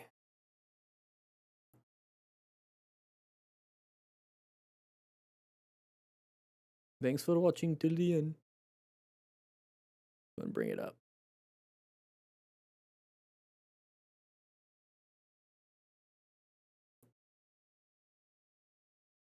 All right. So it's not complete. Like I said, I'm going to design it. This is just a manuscript. It's kind of like a white paper. So minimum gear. So like it's going through all of this stuff. Street strategies. So all this. I might add some more later on. That's what I'm saying. It's like some of these things I'll update. That's why I want to do just 250 books to start. The training drills, motorcycle gear reference, endorsement. There's the 8-week training plan. This is going to be the academy. Okay, once it's fully complete. So just kind of some stuff, how to use it, the structure. So one thing I want to, so here's the Smart Rider principles. Fundamental riding operations. So here's the standard. It's based on the Smart Rider principle number 3. Establish minimum protective baseline. All this stuff. And I came up with a chapter type review. So you know how I have plan, rescue, safety? I wonder if I have it up here. How to use this book, recommended training philosophy. This is just the disclaimer part. Lead, there we go. I developed lead. So here's plan, safety, rescue, right? State of mind, assume risk, fitness, equipment, tires and controls, rescue. But then here's lead. This is a type of decision-making loop that I do. It's its own version when it comes to emotion control, emotion management. First, you listen to your feelings. Like you listen to it. You're like, okay, I'm angry. I'm listening to it. Like, why am I angry? So you evaluate, why am I angry? And then are you acting in anger? Like, how should you act? Like, I'm angry. Should I act in anger? So you act. Let's say you failed and you acted in anger. So now it's time to debrief the situation after everything's done. It's like, what could I have done differently? Like, was my anger justified? The feeling I had. It's like, yeah, somebody punched me in the face, right? Okay, did I evaluate? It's like I didn't have time to evaluate. How did I act? I punched them back. Okay, cool. It's the debrief. But it could have been like, this person said something mean to me and I got angry. And I was really angry and I thought about it for a quick, I paused and I thought about it and I actually acted in grace and forgiveness and I didn't act out in anger. And so you're doing the debrief. It's like, okay, that was good. That's aligned with the Smart Rider principles right here. Right? It's aligned with that. So that's like a method to think. And so like every chapter, here's the standard that I want you to have, right? Every chapter has a chapter review. What risks does a new rider face at low speed? What body parts are most exposed in a slow speed fall? So you're thinking, right? You're listening to yourself. Now, what does your current gear meet the minimum protective baseline described in this chapter? Where are the gaps? Helmet, gloves, jacket, pants, boots. Have you acquired the non-negotiable items, a full face helmet and proper gloves before your first practice session? Have you done that? Are you going to do that?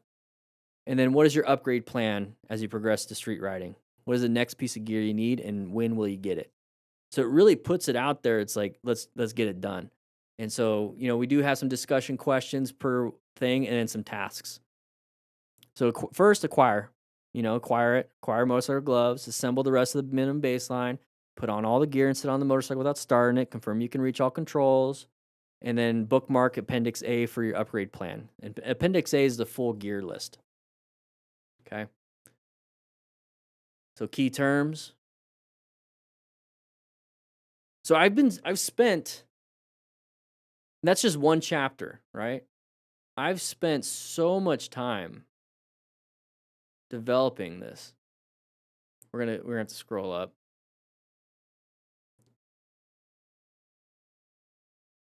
And that's one chapter, and look at all the chapters I've been doing.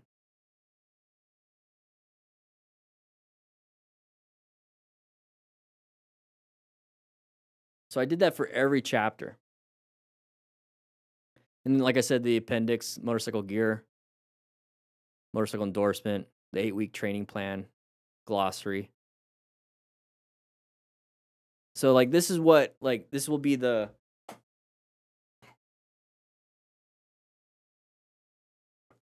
like this.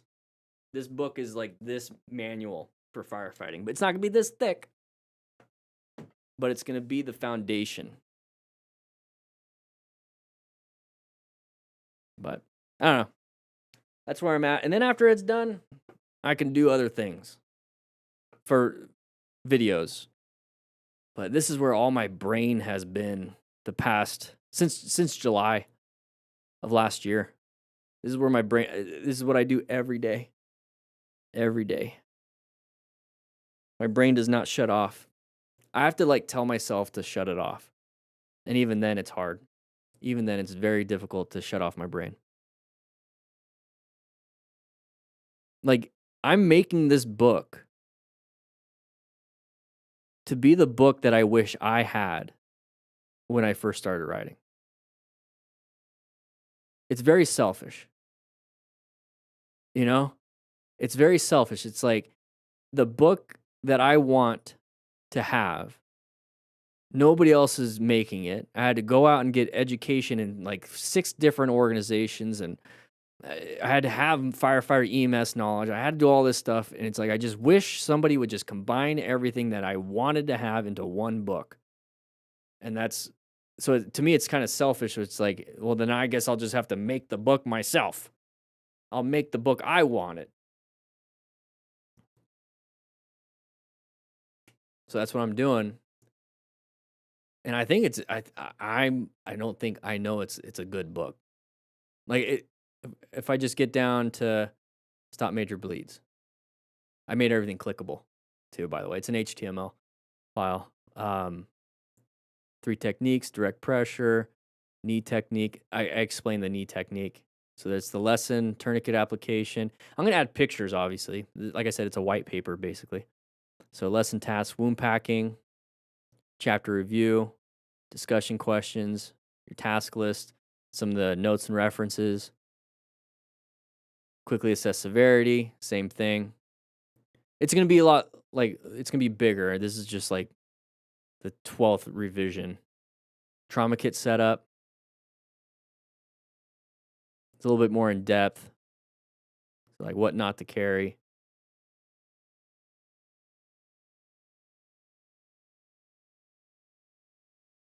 And then nice little module 3 review. Motorcycle training drills, 10 cones, 1 layout, 24 drills, 3 tiers. Introduction to the system, what the system is, what it solves.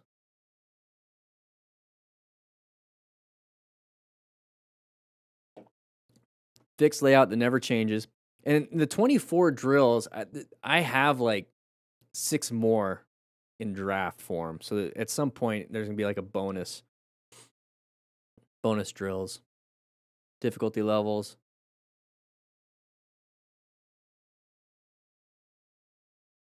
Same thing. So it just keeps going.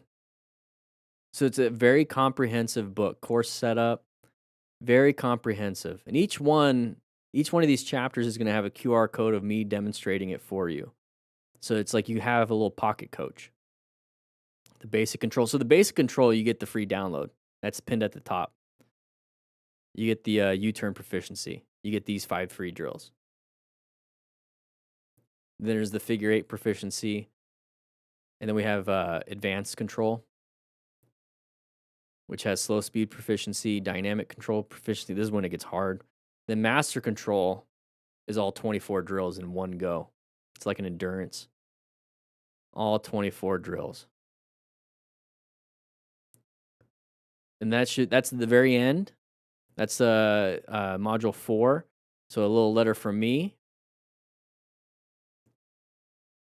And then the appendix. So motorcycle reference, gear guide. It's a pretty big gear guide. I feel like it's needed to have in the book. Once again, there's going to be pictures and video. Right now, it's just the white paper. It's just in-depth, gauntlet gloves, boot height options, ankle protection, sole protect or construction, toe and heel reinforcement, closure system, waterproofing, priority order of how to get and what to get. Same thing, you're going to have the lead review at the end. Motorcycle endorsement test prep. So I'm gonna film a California motorcycle safety program version, but the main one is the motorcycle operator skills test. There's gonna be videos for these. The 8-week training plan. So it's like 8 weekends. Just do like these modules for that first week.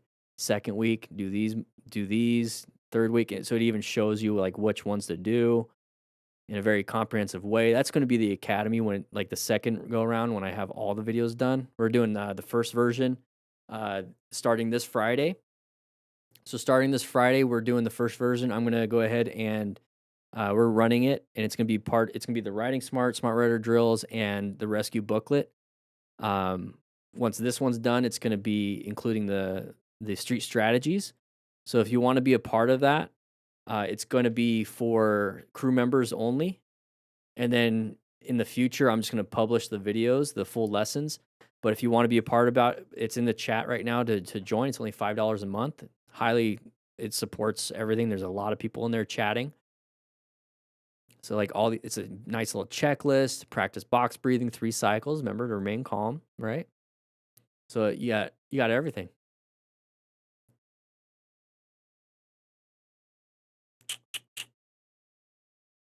Right, I think I need to change it to 2020. 2019 is kind of like when I came up with the idea. I need to change that.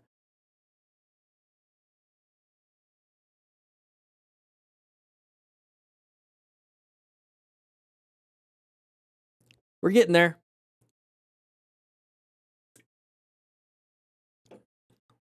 What? Ride bare feet. What are you doing? Hey, 2 more likes and we hit 100 likes. So if you haven't hit that like button, hit that like button. We almost got 100 likes. Almost got 100 likes. But I'm going to be editing today. If you guys get anything from the store, I'll ship it out tomorrow morning. Or maybe later today, depending. What time is it? 2 o'clock already? Oh my gosh. Okay, tomorrow I'll do it. But we'll get you going. You'll get the instant download no matter what. Instantly.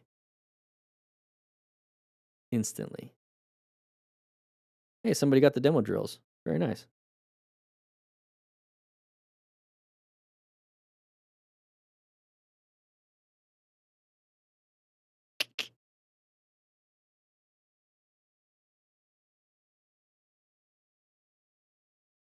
Okay.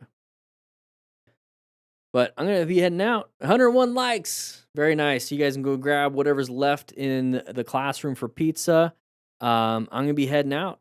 I'm going to go ahead and go to the control room and start editing some of these videos. I got 6 videos to edit. I got to edit out all those times I was looking and pacing and a few other things. I don't even remember what videos they were, but I'll have to find them. I know it's the first video, but well, there's only 3, so I guess I'll just double check everything. But I'm gonna be heading out. You guys have a great time. Skipping gym class. Yeah, do some housework. It's always relaxing. It's probably what I'm gonna do too after this.